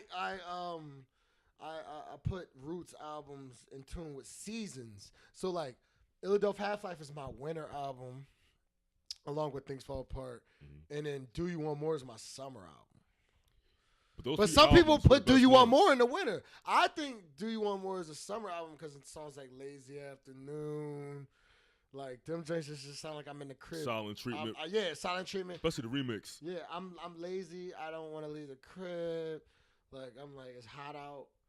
Like Philly, man, y'all different. This is my favorite city. This is my home now. Brooklyn Babylon, what it was called. Brooklyn Babylon. That was a joint They with try to blow that car up or some nut shit in the movie or some nut yeah. shit. Because this girl was like a Hasidic Jew. Yeah. That's dangerous territory. Yep. I don't fuck with them niggas will get you out of here. I watched a documentary on Netflix by One of Us, I know what you're talking about. and like the dude, I guess 3 people Let's wanted talk to leave. movies. Let's do that. So like, yeah, dude. What's your favorite movie? My favorite movie of all time? Oh, dog, this is crazy, man. Ain't it hard trying to pick? It is, because like, It's my so favorite many. album. Or my It's favorite like a actor. favorite album, and you can't pick it because it's always moods. So I can't say, what's one of your favorite movies? One of my favorites. All right, I'm gonna give you 3. I'm gonna give you 5. 3 randoms. I'll 5 give randoms. 5 randoms. Swingers. Fuck yeah. Swingers is up there. That's my joint. I always imagine me and my boys' nights out In like Vegas, that. Vegas, money. You know what I'm saying? Getting that Devil in the Blue Dress. Fuck yeah. Tell them. Chinatown with Jack Nicholson. Never seen it. Roman Polanski did it, but like movie's lit despite him being on it. Of course, Love Jones is fire. Oh, nigga, that's my favorite. That's the joint. I not my favorite, but that's up there. A Brother to the Night. Yeah. What? Oh. What? You know what? Y'all want to know a little cheat code? Listen.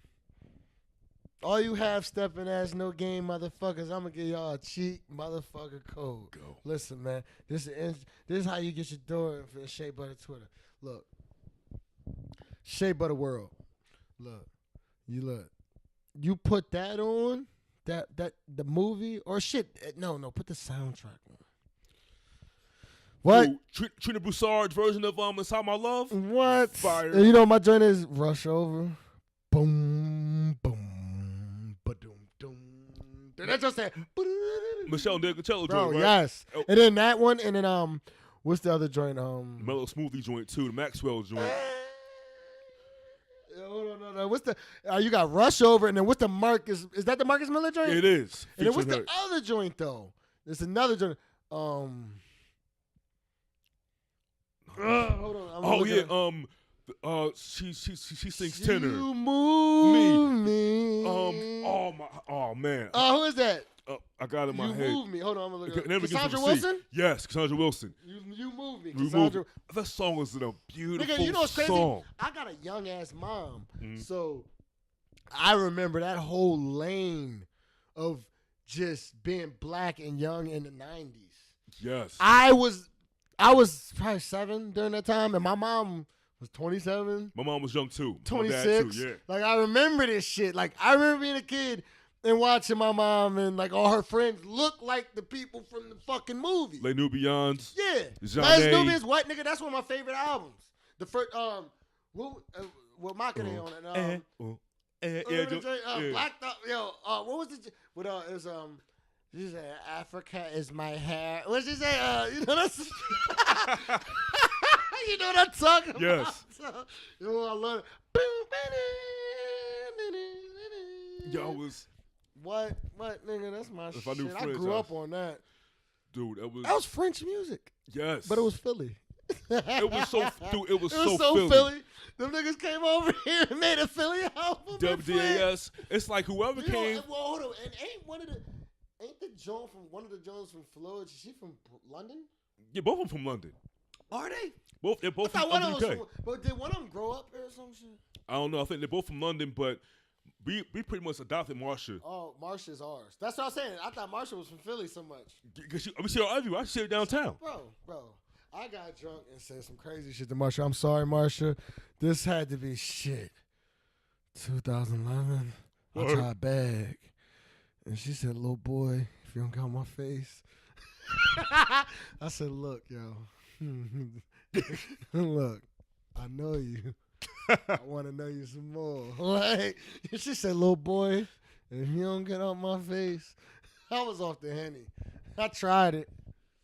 Yo, I tried it. I walked Anything away. is possible, man. Anything is possible. Anything is possible, bro. I tried it. You got shoot your shot. I'm like, baby, I remember watching you on the TV, VH1 Soul. I was like 18, 19. He's like, yo, I knew you. I know you. I know you. I know you. I know you. These other niggas don't appreciate you like I do. I'm young, but I'm ready. I've done tried it. Well, you know what I mean? Larry goes, shoot your shots on that shot up in there. Yo, Mr. Larry, oh man. So many people we see all coming through and being in There's Larry been so Goes. many. I'd see him and I'd be like, oh. I think I saw Jill Scott in there one time. Oh, yeah. She walked by me. I ain't have enough heart. Yeah, me either. I said, you know what? All right, cool. You got that. Woo! You know you what? amazing? I ain't even going to play myself. Dude, I remember because back in the day, that's when I used to see, what's the name in there? What's the joint that she smashed out all the windows? Jasmine Sullivan, I used to see her all the time in there. because she's Philly all the way through. I used to see her all the time. I used to see Zoe Kravitz around a So, lot. nigga, she used to be walking around barefoot in that motherfucker. Yep, because she had the 'Cause band. she- Other bro, than the listen, fight. bro. Renzo and them old head was they tour manager. Excuse me for not remembering his name. Tone. Mhm. Excuse me. Respect to the OG. Tone. He was a tour manager. That's how I met Dragon King, the bull from Dragon King. We did some joints for size projects, and them bulls is it. Talented nigga. Was it Ritz? It's Rich Reynolds. Rich Reynolds, And yeah. it was my other homeboy, Dom. Dragon King Dom. He's one of the illest niggas. He's so talented. Yes. But yeah, man. Zoe Kravitz was walking around barefoot in that motherfucker. And this is at a time I had her as my background on my computer. I like dirty looking Zoe Kravitz though. I don't want this clean cut Zoe Kravitz. I want Zoe Kravitz to look like hipster Zoe Kravitz. She used to be walking around looking crazy. I'm like, all right, I'm into that. Like OG Lisa Bonet. Yes. Oh my God. That whole lineage is you know serious. what's crazy? That's the best. I want her now more than I wanted her back then. You know what? I like women who look. I like older women. Me too. I like free women. I like Yes. yes. You see my track record. God damn. yes. Yeah, but you say That's it why I about love me. my woman. But my woman is free but yet conservative. Like I don't know. I got the coldest bitch. That's. Hold on. What comment said? I ain't gonna call you my bitch or even my boo. It's so much. I'm sorry, my lady, my heart. So much more than you. When he say that nigga, I said, "Comment, shut the fuck up. You know you call that shit bitch around your niggas. Get out of here. It's my bitch." I grew up on Too Short. Yeah. It's my favorite word. What? Bitch! Like, no, I'm joking. No, that's the coldest nigga. That's the coldest nigga. No, you want to know my favorite songs is like Freaky Tales. Like when I heard that as a kid, Yeah. I said, this it. The Murs did the remix That of that song shit. is so That was cool. ill, Oh, too. Murs, Freak These Tales. Yeah. The nice one they What, joined. nigga? What? Let me talk about Murs for a second. Let me school you little punks. Like, He's a Mac too, though. what, nigga? Don't listen. Don't disrespect any a Crip. He a Crip. Don't get it fucked up. Murs is a Crip from L.A. And he will punch the shit out your ass. Yo, he had Roxy Reynolds in that video. What, nigga? Fuck yeah. Me and this joint. I was the first time I've seen anybody Me outside and this Philly. joint, I said, so-called wait, joint. hit. These niggas be blacked off fans. Listen, bro, I remember when Murray's Revenge came out, I forced my mom to take me to FYE to buy that motherfucker. And they didn't even put it out on the stands yet. But I knew it was there because I used to follow where they would send the albums. Had them go in the back, give me the joint. Got that joint, Murray's Revenge. I looked around for 316 for years. Finally got a copy of that because this is before I was ordering shit off the internet. I was in college when that joint came out. Straight. The pain. I said, oh my God, it's too relatable. I had to get on my Mac. Every song. It was just relatable. It's real nigga music. Yes. And then Murray's Revenge, like Love and Appreciate, that's the song I listen to when I go through it with my girl. I'm like, you know what, baby? I'm so sorry. Yo. They said I put on the weight. You put on them brakes. They both sit around with that look on our face. Yo, you wonder who I'm seeing, and I'm wondering who you seeing. But we say, because we both got our demons. Yo, what? Shout out Murs, man. It's a legend right there. And that nigga been a spitter for a long time. Long time. A long time. A He had long time. Freeform locks. Long time. He had them freeform locks too, Bro, B. Bro. He Yo. did. Them joints was crazy. It was, Then he remember when he grew him out of nowhere? Remember he used to have a shaved head? yep. Now, what do you got now? Low cut? He might have red dreads again. Feeling low cut again, yeah. Like, that's crazy. Yeah, that nigga's crazy. Murs, shout out Murs. Shout out Murs, man. So, like, all right, let's go. I'm going to go back to music real quick, right? Now, again, Scorpio Brothers here having a moment. One, like, with me growing up, like, I had all kinds of music I was around, right? Whether it be R&B, hip-hop, and, like, I was an R&B nigga as a kid. I couldn't help it. That's what I wanted. Because it made sense. I was a horny young boy. I thought that's I how. didn't want to hear about no tough shit. Yeah, I thought how love was supposed to be from like R&B records, Alexander O'Neal, all that. Like, Alexander O'Neal. Come You know on, what one man. of my first favorite songs was when I was a kid? which This was, is how I knew what type of nigga I was going to be. Secret Garden. oh, What? When that nigga came on there sounding like Mike. And then, hold on. And then when my nigga Barry came on, I'll take care of you. That's what a man's supposed to do. I said, God damn. and I dare anybody to call any of them dudes soft on that song. Because they beat your motherfucking ass. Barry White was a pimp and a gangster, What? and all them other niggas was real gangsters. Let me tell you niggas about something about them 90s, 80s R&B niggas. This before rap was really, really... Let's talk about the 80s niggas. Even the 90s niggas. Ask Q-Tip. He know, but let's say these niggas, especially the 80s and the 70s niggas, this before rap was popping. These niggas was singing because that's what was popping. These niggas was pimps and gangsters. Barry White was a pimp and a gangster. He's a blood, right? Yes. Bro, Barry White was a pimp and a gangster. Yeah. Smacking the shit out of niggas. So dumb coke. Dumb amounts. And smack shit out of niggas. That's a fact. Ask anybody. Real niggas know about Barry White. Yo, watch his last interview. He said, motherfucker, I'm Barry White. Remember that? If y'all have YouTube, right? Look up. He's supposed to do a radio spot, I know what you're talking about. and that radio I spot. said, I got scared for the nigga. Yo, he was like, "What kind of shit is this? I said, what the fuck? What am I reading here?" I'm Barry White. It was like 5 takes, and he was just like, "What the fuck is this?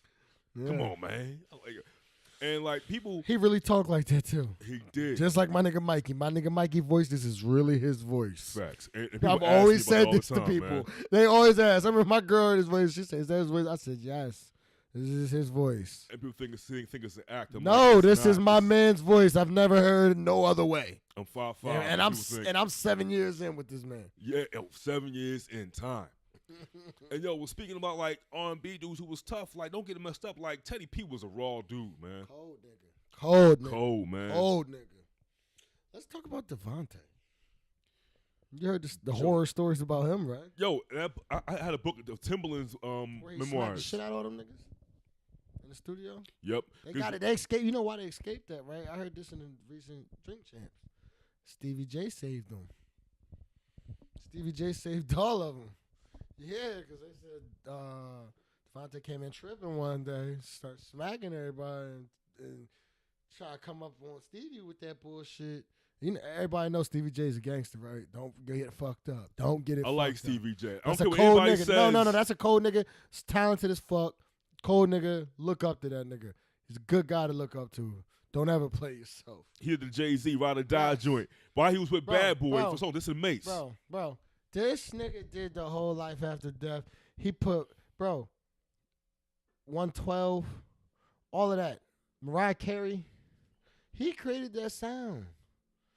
Like, he made Diddy rich. Let's keep it a bean. And he's still out here. You can't stop a cold. You can't stop somebody that's really cold. Because of all the hitmen, I think he's the most like. He was the one. He played every instrument. Yeah, cause I rarely see. I see D-Dot here and there on Instagram. You know, like, D-Dot gonna always be. But always there. It's Stevie though. Stevie is out there still. Stevie gonna find it. He gonna find the bag. You see, and niggas talk whatever they want about that Jocelyn motherfucker. But he know what he doing with that. He knew what he was doing with that. People was like, "Oh, she's a dude." I'm like, first of all, no, she's not. If y'all niggas know anything about pussy, smarten up, young boys. She was Jocelyn. I like her too. Fuck the shit out of Jocelyn. Y'all niggas is corny. Y'all niggas don't know nothing about women. I seen that bitch in person before. That's a cold bitch. Yo, y'all niggas don't know nothing about women. Y'all tripping. I was like, are y'all dumb? They used to say this shit about Sierra. I said, are y'all dumb? What's wrong with y'all? What? You can look her pussy up right now. That joint on World Star. She's gonna be a stripper. And talk about Jocelyn, yeah. What, dog? Man, y'all young niggas don't know nothing. Y'all tripping, and I'm a young nigga. Y'all tripping, though. What, Jocelyn Hernandez? What? Y'all niggas ain't grew up yet. I remember that story was going around. I'm like, why? I was so confused. I said, why are y'all even saying this? Yeah, why y'all creating There's this nothing story? manly about her. Not at all. Nothing. Not at all. Nothing. Not at all. Her vibe is just. That's all woman. Yes, Y'all must have not never dealt with a Latin woman before. It's crazy, man. But like, I think I like people like that. Like I like people like Stevie Real. J. It's all on this. Live your truth. That's why I like Charlamagne the God. Live your truth. That's exactly. the cold niggas that don't give a fuck what you got to say about them. Niggas say what they want about them niggas. That's why I fuck with niggas like that. Fuck with niggas like Joe Budden. Because these niggas is living. They going to say what they want to say regardless if you fuck with it or not. Niggas always climbing. Oh, you turn into a Joe Budden. That's no nigga. I'm turning into a nigga that know who he is. And I'm turning to a nigga that going to state his opinion. It's my opinion. Mm-hmm. I know what's going on. Like, you know what I mean? Joe Budden, cold nigga. Charlamagne, cold niggas. Because they gonna say what they feel to a motherfucking face regardless. The story is never going to change. The opinion's never going to change. Right. You know what I mean? Like, it's always going to be the same. Like, I don't know. It's honest. I respect honesty. Because there's not a lot of people that know how to be honest anymore. They're not. I mean, we're in a social media It's era. easy to front. It's easy to front. You can put yourself and create this persona of who you think people will want you to be rather than who you actually are. Yeah, I'm human. I've fronted online before, so I know.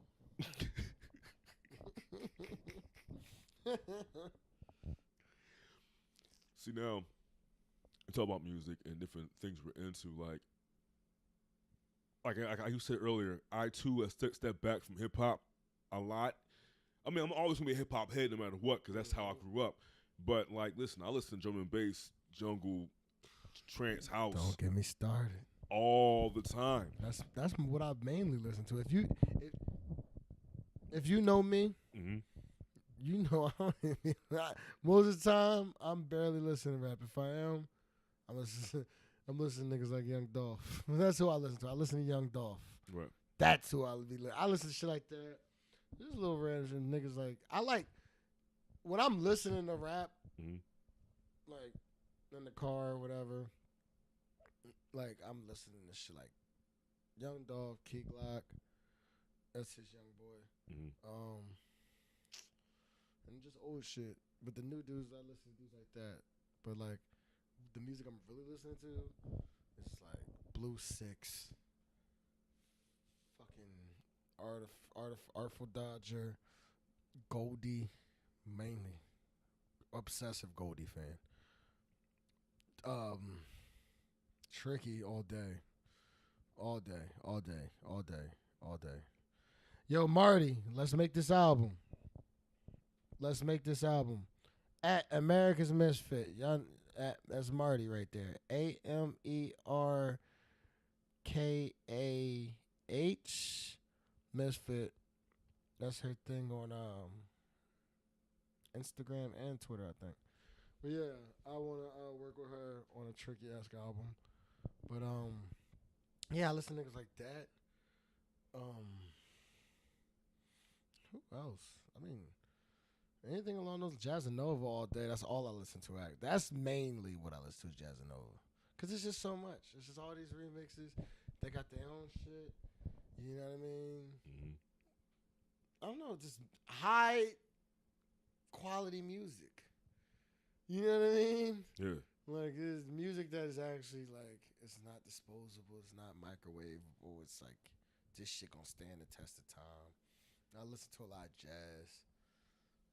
Like, so what is it about Goldie that you resonate with? That's who I want to be. That's the coldest nigga, and he looked like my dad. So this is a nigga that I looked at him. I was like, damn. For those who don't know, like Goldie is like one of the premier artists from the UK. He like drum and bass jungle. He's a pioneer. A pioneer. Well, he didn't start it, but he finished it. He told you what it was. He put out the Thriller of drum and bass. 1995. Let's say that. The timeless Let's album. say that. Just like you hear Daft Punk's, what's his name, is the Thriller of electronic music. Yeah, it's like that. Like, but Goldie solidified that shit. That Timeless is a masterpiece. You laugh, you cry to it, go to sleep to it, you drive to it, you get drunk to it, you can do anything to that album. The real star song on there is Sea of Tears, though. That's the one. I strive to make a song that sounds anything remotely close to it. I'm sure you heard that in the beginning of that song I sent you. Yeah. The sea sounds, the birds. Sea of Tears to me, I wish we could even give them a sample of that. Yeah, but you know how the rules go. Hold on. Oh, yeah, right? They'll fuck around and take our shit off. Exactly. God damn it. Fuck you. But nah, Sea of Tears, Timeless. I mean, shit, even, he got joints, what's the one album, Saturn, what is it, where he does the What You Won't Do for Love joint? And one that came out like in the Saturn, what is that album called? It's a later ass joint. Hold on, I'll look it up real quick. It's a later ass joint, but that shit was cold. But also, there's also a track by Goldie remixed by Bjork. Oh yeah, Isabel. Isobel, yeah, it's like Isobel's it's something else, I guess, like Heartbreaking Moment, or something like that. God. But Goldie's remix of this song by Bjork is amazing because they used to date back in the day. Yeah, but it was fire. That shit is beautiful. It's way better than the original. Song. It is. The album that the What You Want to Do for Love edit is on Ring of Saturn. Yes. Check that album out. It's pretty good. That's his that's the joint that I was like, oh shit. His latest album, Journeyman, is that joint is fire. It is. What's the joint where it had that it was the joint with the video I forget the name of the joint myself. where they had the video of the dude he's in prison yeah, that new album was fire. The new album is dope, man. And he did his thing with that. Is the album called Journeyman? Yep, Journeyman. Yep, I got it on my iTunes here, so let me get the. What's the name of that song? They put out the video for it. Yeah, man. It's like a double album too. That's how that shit's nuts. Crazy it is. He snapped. Because he's just. You know what's crazy? You know what's really hard to find? Timeless on vinyl. Nigga, my girl tried to find that for me, and she was like, she bought me Maxim Quay because she couldn't find Timeless. Maxim Quay is Tricky's first album. Nigga, you gotta see the packaging. The packaging on Maxim Quay is fucking ridiculous. The song he's talking about from Journeyman is "I Adore You," and that I Williams, adore right? you. Yeah. Woo! My girl cried to that video. It was so sad. I was asleep, but she was watching that joint. I woke up. I was like, what the fuck? She was crying to that joint. This video is very touching. Watch it. I Adore You by Goldie. It has that super mid-90s drum and bass sound. It sounded like it could have been on Timeless. Yo. It's fire.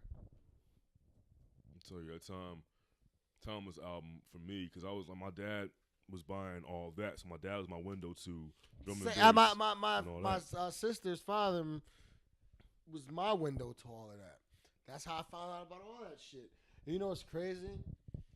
I knew who Goldie was, but I didn't put the name to a face. I was like, cause my sister's father was more of like a house guy or like a new jazz type of dude. But I knew who Goldie was by face. And then it's this dude.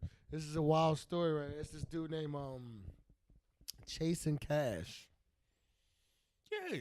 Okay, let me tell you about that. Yeah, I'm about to tell you. Yeah, this had to be some years ago. He was like, yo, you look like Goldie.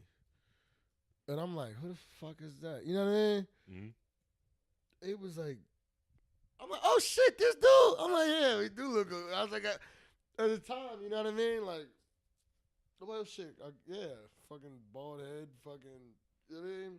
You should be Goldie for Halloween. I was like, all right.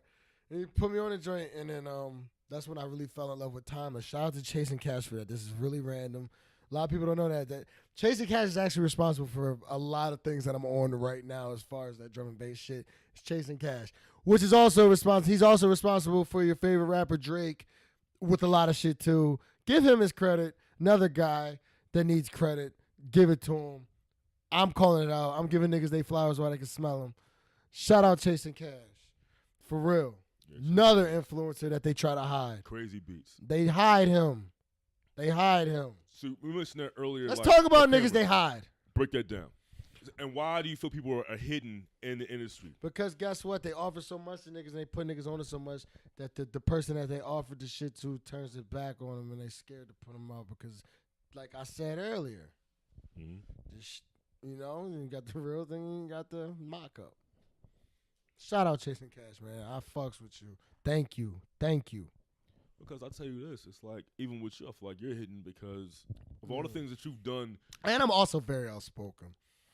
So, I'm an idiot. So I say what I want, but I think one day that's gonna be my payoff. But I think that people who speak their mind, they should be heralded. They win later in life. Yeah. And it's way more satisfying. I don't want temporary success. You see how many fake cats get on now. Oh, my God, dude. Oh, my God. But it's microwave. There's a microwave here. Hot Pockets. They all Hot Pockets. Copycatting like a motherfucker, man. But that's how they get on. But like you said, but people who are this legit. Niggas be 7-Eleven. I'm Han Dynasty. The Han Dynasty is a bomb-ass spot here in the city. Shout out that chef. He's also one of my inspirations. Shout him out. He got on when he was 27. It's one of my favorite people. Watch his Chef's Night Out. On Munchies. Those are people I look up to. I look up to dudes like that. I don't look up to musicians and shit like that. Chefs are my favorite people. Mm-hmm. Those are my guys. Chefs are the real rock stars. I worked in a restaurant. It was called the Pickled Heron. Oh shit! I shouldn't have said the name. I can't even go into the story. But yeah, but they're the real rock stars. Yeah. Like, and in other restaurant people I've dealt with, like the lifestyle that they live, your favorite rapper could never. They could never. You ever been to a fucking speakeasy or a late night restaurant industry bar that opens at 3 because you just got off of work? Go in there and party with them niggas. I bet you'll die in there. Yeah, those the real rock stars. Look up to, start fucking with chefs. Those the real rock stars. Those are the ones. And they got the most money. Fuck with them. You know what's crazy? So when I moved away to New Orleans for the time I was there, Oh, you better a lot of good chefs down there. Then. dude, I was a That's server. the real ones. The real ones. So like that city is a service town. Oh yeah, fuck yeah. So like by the time I got off of work, I hear stories about that. Listen. It's different. They had me trying to do poppers down there, yo. Oh yeah, what, nigga, what? That's what they do. I was after I was. You're like, what is this, nail polish remover? You're like, yo, do these poppers. They're like, yo, you sit there. You're like, They was doing them. I'm at the bar. Like, what the hell? I'm like, yeah, this is after hours. fuck a bitch off some poppers. You have a baby. Don't do it. It's bad for you. That shit is bad. Shit is like fucking ruin your head, man. But Yeah. Yo, don't do poppers. don't do it. Don't do them. They're terrible for you. I know. Man, there's some bitches out here that really be doing them joints. Yo, people out here on some serious shit. Oh, yeah, people wild. Way wilder than they should be, man. Facts. Y'all need to calm down. It's 2017. We gotta relax. Drink your water. Drink some water. You got a juice. Shout out Taxstone. You got a juice. You gotta get your juice right. Drink water. You know. Be safe though. Be safe though. Shout out Tax, man. Free that man. All day, every day. Don't fuck with that nigga. So you mentioned that these people should look up to, right? Chefs and people who aren't musicians. So what is it about them, their qualities and their characteristics that make you say, yo, I can be a better person following this way of living versus these so-called these rappers and these people in the industry who appear to be doing it? You know what what I it mean? is? As a man of color, you're always taught to follow the entertainer or the musician. You know what I mean? So it's like you gotta kind of look outside the box. Like, I want to be like Mike. I never wanted to be a athlete. Only athlete I ever wanted to probably be a skateboarder. And then I realized that really wasn't for me because I got hurt and shit. I was like, oh, these niggas wilding. And then yeah, like I was like, oh shit, it's so much more. You can make so much more money outside of this shit. You don't have to be an entertainer. You don't have to be that. So like niggas like Anthony Bourdain or like even I want to do stand up. Word. That's my real dream. If y'all really want to keep it a bean, that's my real dream. You might catch me in your local comedy bar. I always joke with my girl. She thinks I'm joking. I do stand up. I ain't going to tell you where I be at, but you can catch me if you lucky. But yeah. Yeah, that's my real dream. But nah, yeah, like I look up to dudes like that. Like chefs, comedians, real artists. Not real artists. That's a jab. But yeah, nah, like it's way more, you know, like we're always taught that that's our only outlets, but it's not, you know, like my mom's teacher, and that's the one person I always admired. Like that's who I look at the people that actually, you know, like change people's lives. Like I fuck with musicians, they change people's lives too, but like it's also shit I look at like my mother, that's my hero. There's like you don't always have to look up to the entertainer like that. There's many fucking things you can be or look up to. I'm talking crazy. I'm drunk. Don't listen. But yeah, those are the people that you can look up to. There's other shit you can do out here. Like get a job sometimes. You got fun to dream. Like when I was younger, like I admired Michael Jackson. I never wanted to be Michael Jackson. Never. Because that appeared like some godlike It's godly. Shit. Yeah, I was like, yo, that's just. Yeah. But the guy that I could look up to is the first dude I seen making money in my neighborhood that had a job. Like that's someone that also is someone that's like godly to me. That's the first, like you know what I mean? Like the first dude I seen with an ill car around the way that would actually work for it and then sell drugs or you know what I mean? Like my heroes was always my uncle Fief. That was always my hero. He was the coldest nigga. That nigga went to school, did his nursing shit. Had BMWs, multiples. Like, that was the coldest dude to me. Went to school for all that shit. Like, that's my hero. Like, I don't call none of these other people as my heroes. Like, these dudes don't be my heroes. They be people I fuck with and look up to. But, Heroes, those are the real heroes. Like, dudes that taught me work ethic. Like, I've never been scared to work a job. I've always had a job. Anybody that know me know I don't work at motherfucking Popeyes. I don't work at motherfucking Boston Market. Shitty jobs. Just because I want to keep some money in my pocket. You know what I mean? I'm not scared of no money. I'm not scared of no money. I will work any job. Shout out Marius. He has a song about that. It's called Hustler. You mean? It's real. You niggas is scared of money. I don't care. You ain't going, you know what I mean? You niggas like talking about making money and hustling, but y'all ain't even really hustling. Y'all ain't making no money. Where's the money at? Go get a fucking job. That's what you got to do. Get a job. Don't be scared of money. Don't, listen. Niggas like talking down on niggas with jobs and they don't even got no money in their pocket. How you hating on a nigga with a job and you ain't got no fucking money in your pocket? With benefits. I got benefits, my nigga. I'm good right now. I'm in a union. I can take care of like dental. I'm good. Medical. If my tooth fall out, I will go get a new one. You feel me? I got severe asthma. I refill my prescription every month. You know what I mean? And it ain't cheap. It's like, you know what I mean? Like, I'm good. I can't get fired. If I get fired, I get a new job. Security. I've always been a fan of security. Because I lived without security for a couple of years. And it was terrible. I have two basically unemployment. Like, Yeah. what? Fund the dream, youngins. Fund the dream. There's nothing wrong with funding the dream. Listen, everybody can't be a rock star overnight. Sometimes you gotta, humble yourself. It ain't easy. It took me a while, but fund the dream.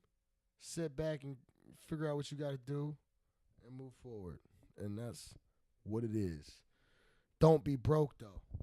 That's the worst thing you could be. Is broke with an opinion. Don't ever be broke with an opinion. You niggas is the worst niggas. Broke with an opinion. Why?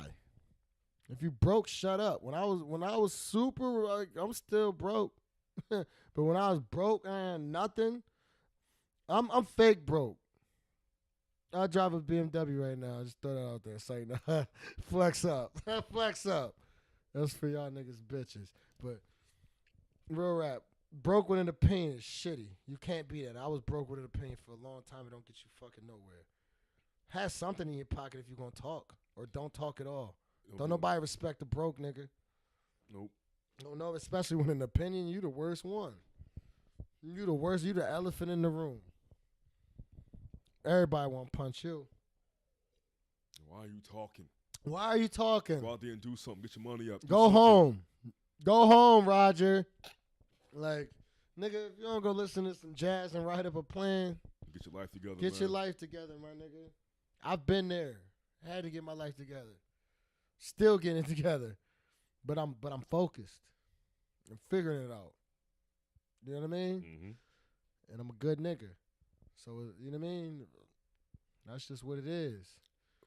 I think that's why I always respected you and gravitated towards you, because you were always who you were. I'm always gonna be who I am. Always who you were. Sometimes it's like a double-edged sword. It's fucked me over, but it's also helped me maintain relationships. Niggas can trust me because whether it's some bullshit with me, you know what you gonna expect. You know what to expect when it's me. It's me. You know what I mean? Mm-hmm. Like, it ain't never gonna be nobody else. It's Troy. It's always gonna be Troy. Listen, all you fucking cowards out there, listen. Say what you want about me, but what you ain't gonna say about me, I ain't me. And what you ain't gonna say is that I've ever been anybody else but me. You niggas are the ones that changed up. You niggas are the weirdos. You niggas are the ones, the fuck boys, all of that. I've always arraigned me. Give my swag back. Listen, you know who I'm talking to. You niggas. You niggas know who I'm talking to too. Give me back my swag. But I strive through it though. I move forward. I don't give a fuck. I create new swag every day because it's my lifestyle. I'm not trying. I wake up. I make my motherfucking toast. I put my jam on my toast. eat that shit, go brush my teeth, and then when I'm done spitting out my motherfucking crest, I look in the mirror and I'll be like, damn, you still the same nigga, the realest nigga I ever seen. I'm like, damn, you feel me? Mm-hmm. I look in the mirror every day and I'm cool with myself. These niggas be having millions of dollars in their pockets, not comfortable with themselves, hating on niggas that's thousandaires. How you gonna hate on a thousandaire? You a millionaire. Feel me? You niggas is fucking weird. Shout out all the real niggas. Shout out my nigga Marco. His name Marco ain't shit. It's my young boy right there. That's the next nigga. You know what I mean? Shout out him. Shout out Ashley. Shout out all my niggas. For real. These is the realest niggas out here. I'm the realest nigga out here. You niggas suck. I got one for you. What's up? Say you lived a life. A very Hell of a life. Hell of a life. So you have any wild stories that you can tell that's safe? Man, fuck that. I ain't safe. I talk shit. All right, go ahead. Tell me a wild story then. What, a wild story? Yeah. Dealing with, like, industry shit. The experience that you had. And we can, like person X, you use variables like A or B instead of saying names, you know. All right, hold on. I got to take another leak. This gin. All right, cool. And then we come right back. All right, bet. 5 minutes later. We're going to call this guy Cuck. His name. All right, so. All right. It's me, Anwar. And, it's me, Anwar, Casey Veggies, and Cuck. We meet up with him. And we meet up. Well, they on tour with Dom Kennedy at the time. And we meet up with this guy. He tells us that he's going to take us through the BBC offices so that he can introduce, you know what I mean, that to them. And then he says he's going to take us through the Nike offices. Which later on, they got it on their own anyway. They didn't need this nigga. But he said he was going to do that. This is before we met up with Dom. So he's saying all this. He's talking all this good game and shit, rocking with us the whole day, on niggas' dicks, all this bullshit. We fucking end up meeting up with Dom in Soho, like kind of like on Lafayette, right around the Supreme store. Don't you know? Once we meet up with this nigga, we all like say what's up. You know what I mean? See each other later at the show, all that blah blah blah, blase blase. Don't you know this nigga? When it was time for us to part ways, followed that nigga. Followed him. Followed Dom. Walked off with him. When we were supposed to be doing what we were doing. What? Yes. Yes, that was my first take. That was my first experience with some fuckboy industry shit. Yeah, that was my first. Supposed to be taking all y'all to go to the offices. Yeah. But instead he's like, he nixed y'all and just went with Dom. Yeah. Wow. On some hype shit. That was my first that was, honestly, it was a lesson though. I'm glad he did that. Cuck, I'm glad you did that. You little bastard. Yeah, I know Cuck too. Cuck got mad because I was talking to a girl that he tried to claim. Yeah. I'm like, nah, son, like, you don't claim you, but Niggas was fucking your bitch. My young boy was fucking your bitch. Yeah, look, got me talking greasy. The T report. It's the gin report. yeah, man. But Yeah, man, that was the first. That taught me a lesson though mhm. about dealing with this industry shit and how these niggas move. That's how it is, man. Like you should never put your faith in someone that you meet through this shit. You know what I mean? Unless you know them before it. That's just a word of wisdom. Because most of the niggas you meet in this shit is out for one thing, and when they realize that you might not have that to offer, or there's a person with, in their eyes, that has more to offer at the time, which usually they don't in the run, and they try to run back, but yeah, that they'll run on that side, and then that's, you know what I mean? It's a lesson though. So yeah, that was how I learned how to watch these cats. These snaky cats, because they are. That's the shark biters. Shout out Raekwon. But yeah, That was my first lesson in. That's my first time I seen a man catch the vapes. If that's what we call it. I said, "Damn, you on dick, cuck. Yo, cuck, you wildin'." Yeah, Cuck You was know a what I wild, mean? Cuck was a wild. I'm boy, like, man. bro, he's out here for the hoes. He ain't even worried about you. He was confused as to why you was following him. I'm gonna let you know. We got that text. Whose man's is this? They tried to throw you on me, but I said, Niz. I said he's out here for y'all. Ain't for me. I just buy sneakers from the nigga. There's the stories. Like it's funny how kind of stories people like with the male groupies. You groupie, what little brother and them says. You groupie. Yeah. Those be the worst ones. And women are never really the real groupies. It's always the men. Yep, I've always heard that. It's always the men. The men are the worst ones. Because they OD. I've never been annoyed with a female groupie. Yeah, I mean, I feel like people. A woman groupie, excuse Yeah, me. I feel like people play their parts, but I've seen certain guys just do. They the worst things. ones. I'm like, what are you doing? You're wildin'. Go sit down somewhere. Yo. Like, yo. Yo, so and so back there.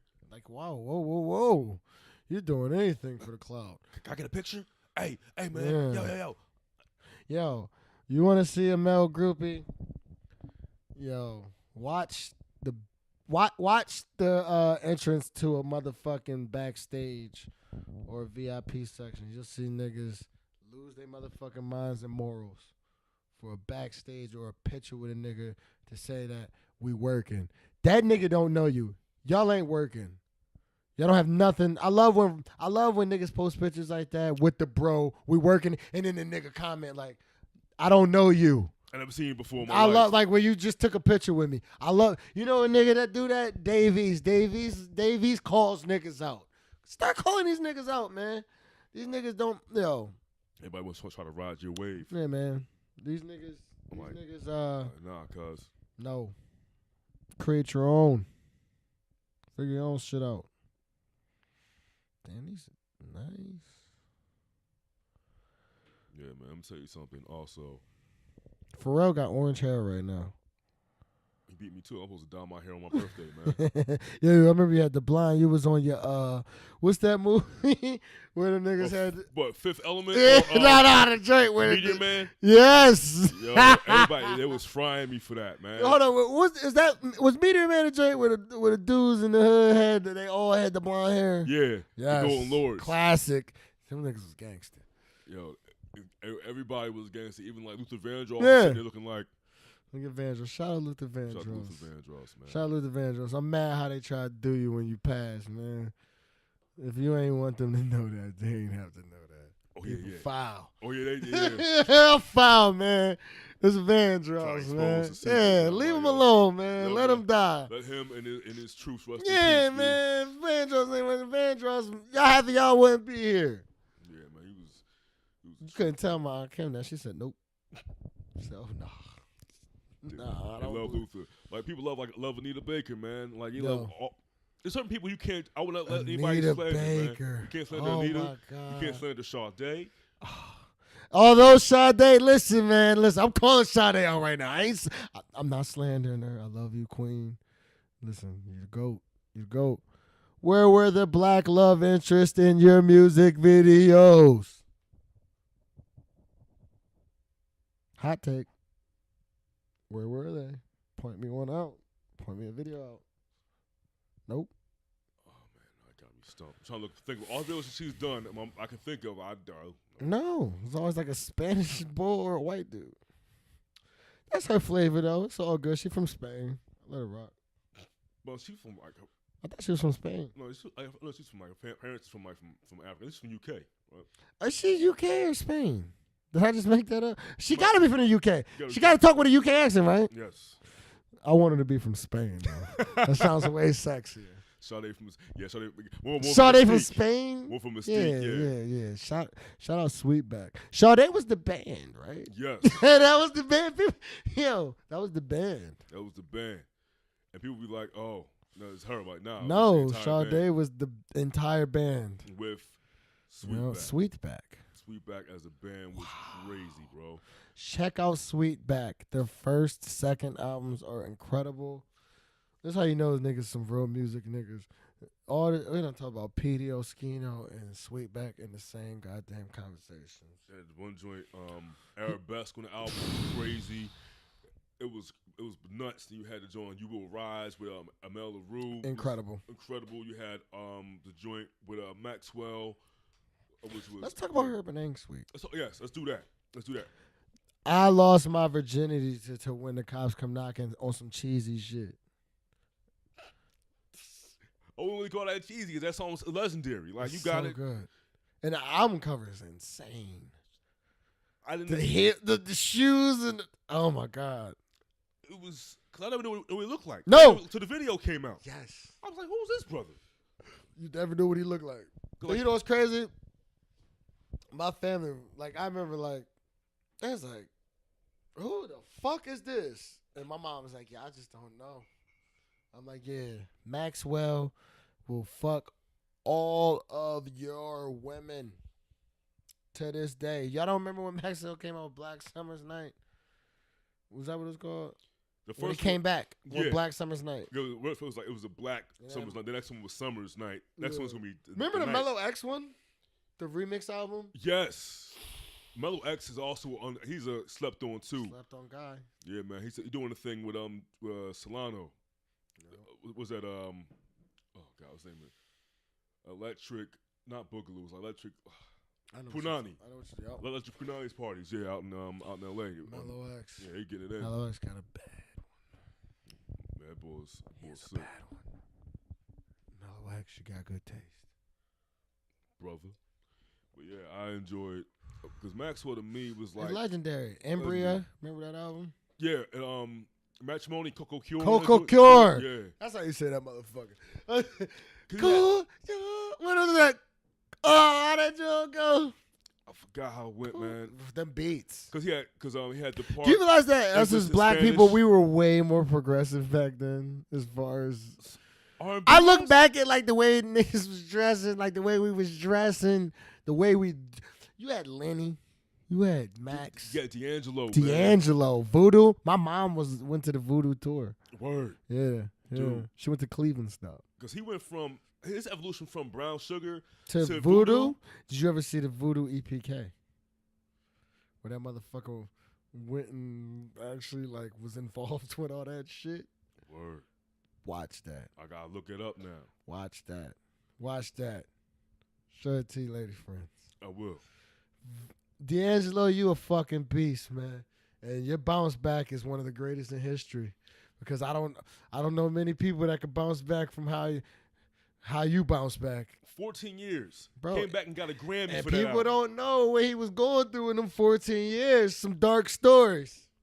Shout out that man. He's a legend. Yeah, D'Angelo, legend. Absolute legend, man. Love that legend. dude, man. All right, you know what I want to talk about? This is random. All right, cool.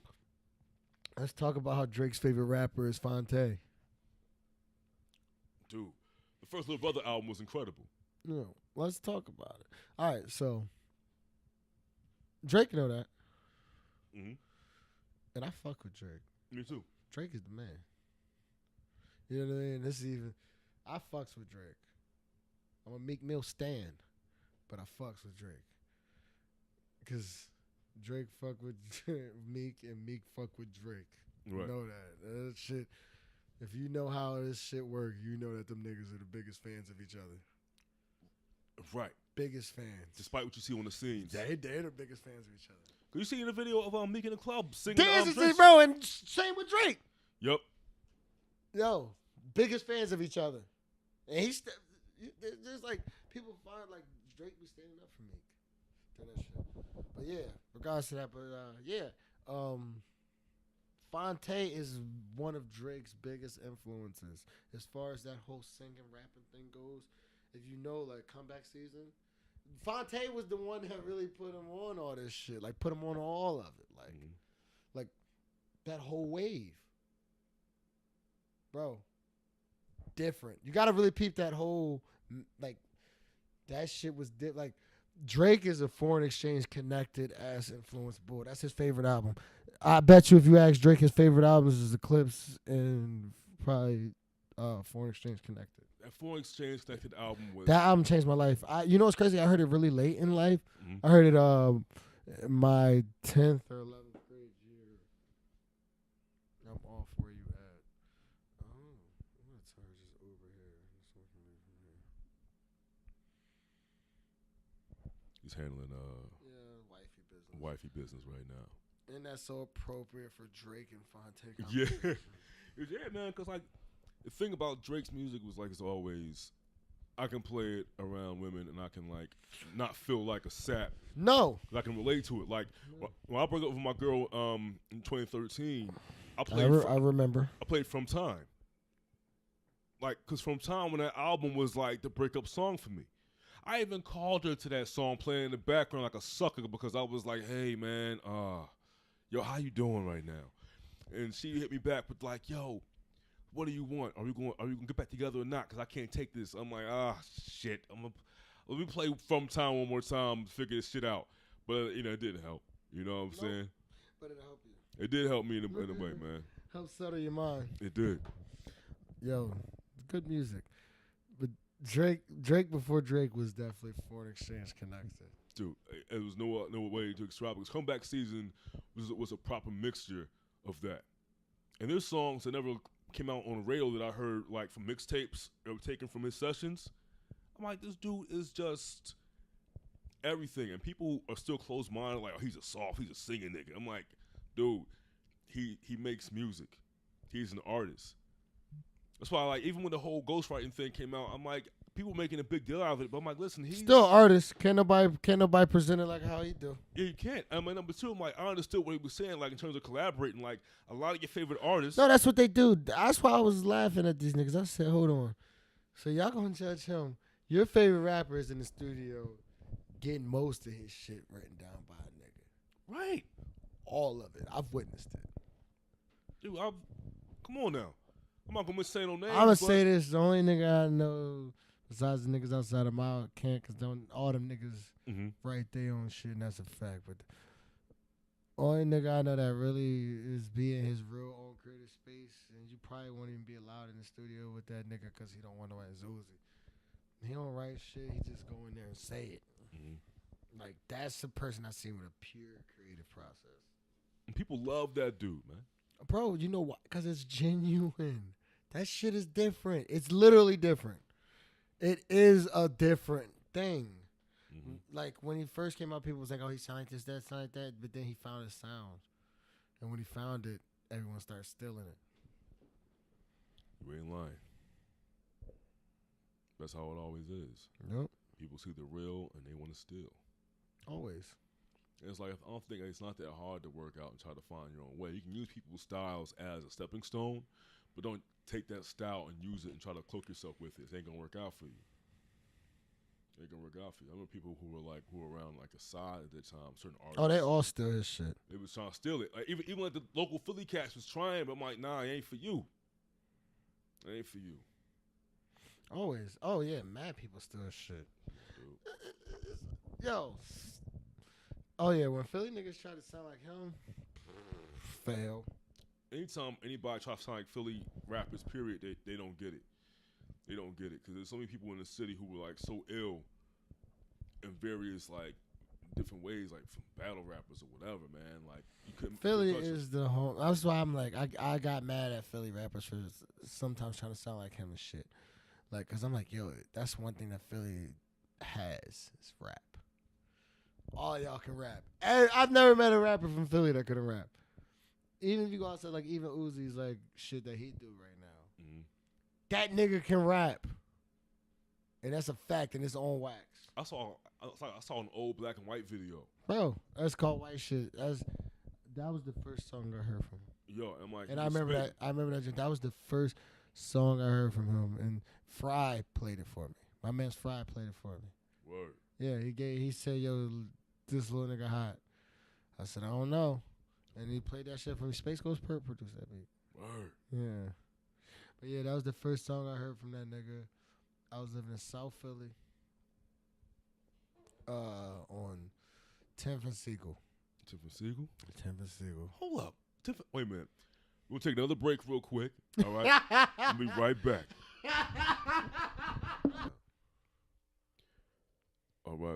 about to wrap this episode up, this classic episode. But let me talk my shit. Say no. Yo, facts, man. Go in, dude. All right, yo, look, we're going to end this in a second. But I'm going to talk some shit. All right, so look. I just want to speak some words of encouragement to some people. I never talk down on people. Even people I don't fuck with, I'll never talk down on you. I just tell you about yourself, and that ain't talking down. That's just giving you some truth to live by, because everyone needs it. I need it sometimes. Be yourself. Once you start wasting your time trying to live by other people's rules or modeling your shit for other people, trying to put off this persona to impress other people, that's when you're going to fuck yourself. You're going to play yourself, and you're going to waste a lot of time. Don't do that. Ain't nobody going to help you like you help yourself. I don't care how much, you know what I mean? You chase the glory, that shit going to fall down on you. You're going to play yourself. You waste time, you waste money, and you're going to fucking create a bunch of fake friendships. Surround yourself with people that actually give a fuck about you and get to the bag. That's all you got to do. This other shit, you wasting time. You wasting time with these cowards. You around cowards. These niggas ain't got nothing in common with you. They using your powers, your talents, and all that. And they sucking your energy dry. And you wasting your time. Take a step back. Reevaluate your circle. Look at the niggas around you. Check the fucking Carfax. See what these niggas have to offer. What do they have to offer? Are they bringing something to the table? Are they trying to get to the bag? If they are, all right, they can stay around. If not, exit stage left. Because guess what? You're wasting your time. Literally. I can't even say nothing else. You're just wasting your time. So look, get your mind right. Here's what I want y'all to do. I want you to go home. Get on your favorite streaming site. You're going to listen to Miles Davis' Bitches Brew. Or what's the one? Is it? Sketches in Spain? That's Sketches in Spain is fire. Yeah, that's a good one, yeah. What's the one? Not Kinda Blue, but the one Around About Midnight. Where it's his face on the front and it's like black behind it and kind of a blue tint. Then it is Kinda Blue, right? Not Kinda Blue. The So what? other one it's something in the night. Hold up, I'm trying to figure out. You know what Joe talking about? I do. It's not Kinda Blue. In a silent way. That's what it is. In a silent way, right? Make sure I got it. Is it In a Silent Way? Gotta check. Let me see. I think it's In a Silent Way. This brother put out all these albums. Miles Davis In a Silent Way. I think that's what it is. That's what you niggas need to listen to. I love Miles too. Miles a cold nigga. He gonna tell you a story. Also a very dark person. Yeah. And you can hear the pain in the music. And I think that, what happened with like the whole Biggie thing that came out recently, with Jermaine Dupri telling that story about Big and Lil Kim, it's like people like, oh man, Big this, but might be listening like, y'all don't know these stories about these jazz niggas. Yeah, like people was wild. These like way these darker stories. Drug like Charlie Parker. Yes, bro. Jazz musicians were the original rock stars. Yes. The stories behind these men were. Oh, the public couldn't take it nowadays. Not at all. Oh no. Your favorite. Listen to the Chuck Berry stories. That's not jazz, but let's listen to the Chuck Berry. Let's talk about that. No, we're not going to talk about that. But look it up. Learn yourself something. Quit being, you want to have a problem with something? Mm-hmm. Find a problem with something that really should have had a problem with. Those are niggas that you should have a problem with. He's a legend, but you should have a problem with him. These guys just live the life I couldn't even understand. Different times, man. Different times. That's what I'll chalk it up to. I always chalk up my favorite geniuses' problems to different times. Ain't none of my business. They was wrong, but different times. Yeah, they were like flat out. Like even because if you read like Miles' autobiography, he even says like, "Listen, I was wilding out back then. Well, I was wrong, but it was the times. It was the times. What I was doing. Wilding out. A lot of that's what they was going through. They was wilding out. It was different times though. Right. And I like you said, like I can still accept him as an artist, and as a flawed human being because we're all flawed human beings. That's what I say. It'd be the ones that judge people that be the most flawed. I'm like, you motherfuckers got some demons in you. The people that are quick to call out, throw the stone, you motherfuckers be having the deepest, darkest secrets. And it's gonna come out one day because it's only so long you can throw the stone till your glass house get cracked, and we motherfucker. See it happen all the time. Oh wait, bro, it's always happening. Shout out to all these niggas getting called out by these boys. I see y'all wilding out. Live your truth, brother. Yeah, because like people are like, oh man, so and so's doing that. You can't get rid of them. Like politicians who are against like gays or whatever, and then they all come out gay. Yes. Shout out my nigga McConan for living his truth. Yeah, he tried to fry him, man. And he ain't give a fuck. Right. Live your truth, brother. If that's what you like, live your truth. Same with Frank Ocean. Facts. Live this truth. Called it out. Yes, he did. Because like he had the birthday party recently, and like you seen that nigga? That nigga had on glitter Gucci tights. Yep. Your fave could never. You can never. I fuck with Frank Ocean, man. Shout out that man. Live your truth. I respect niggas that know themselves. Yeah, man. And he's fucking talented. Extremely. I wasn't a big fan of the last album. Me either. But Channel Orange was dope. And the movie of the Endless Joint. Incredible. Was fire. That was. I want the Boys Don't Cry book.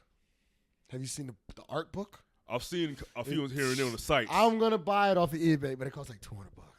Yeah, because it was limited. Yeah, like that's pop-up shop. Classic rapping and shit. Dude, when he covered At Your Best. Bro, I'm telling you, Channel Orange was so reminiscent of. I'd be scared to say the names I want to say is what it was reminiscent of, like artists. So I won't throw those names out there because I don't want to, disrespect you old niggas that might get offended. But yeah, that nigga had something with that album. Yeah, that joint. You had a landscape in a house. Yeah, Ladera Heights. Yeah. What? That album was man. What's a whole alligator crocodile head right here? Yeah. That's how you know this nigga lives in New Orleans. Yo, I was New Orleans. Definitely down there. But yo, look. All right, y'all. It's your boy. Yes, indeed. My main man, Troy. Yo, MadLad Troy, MadLadTroy, at Trife Life on Twitter. Holla at me, man. I'm going to be back. I might get a part 2. I'm going to get a part 2. You're definitely getting a part 2. Actually, I might come back tomorrow and finish this. Hey, man. How about we do that? Hey, no doubt. So we're going to continue. I'll be back tomorrow. No doubt. How about that? Boom. How about that? How about that? Catch me tomorrow. How about that? All right, that's all it is.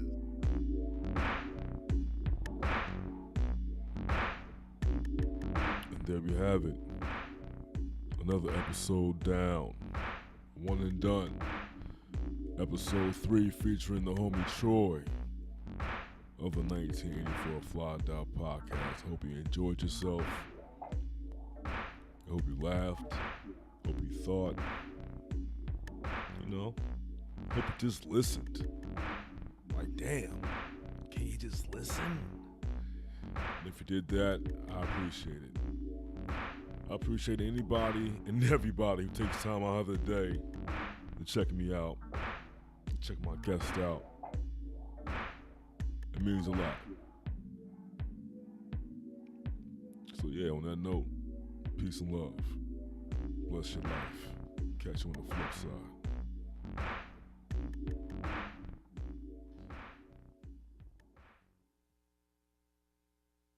You win.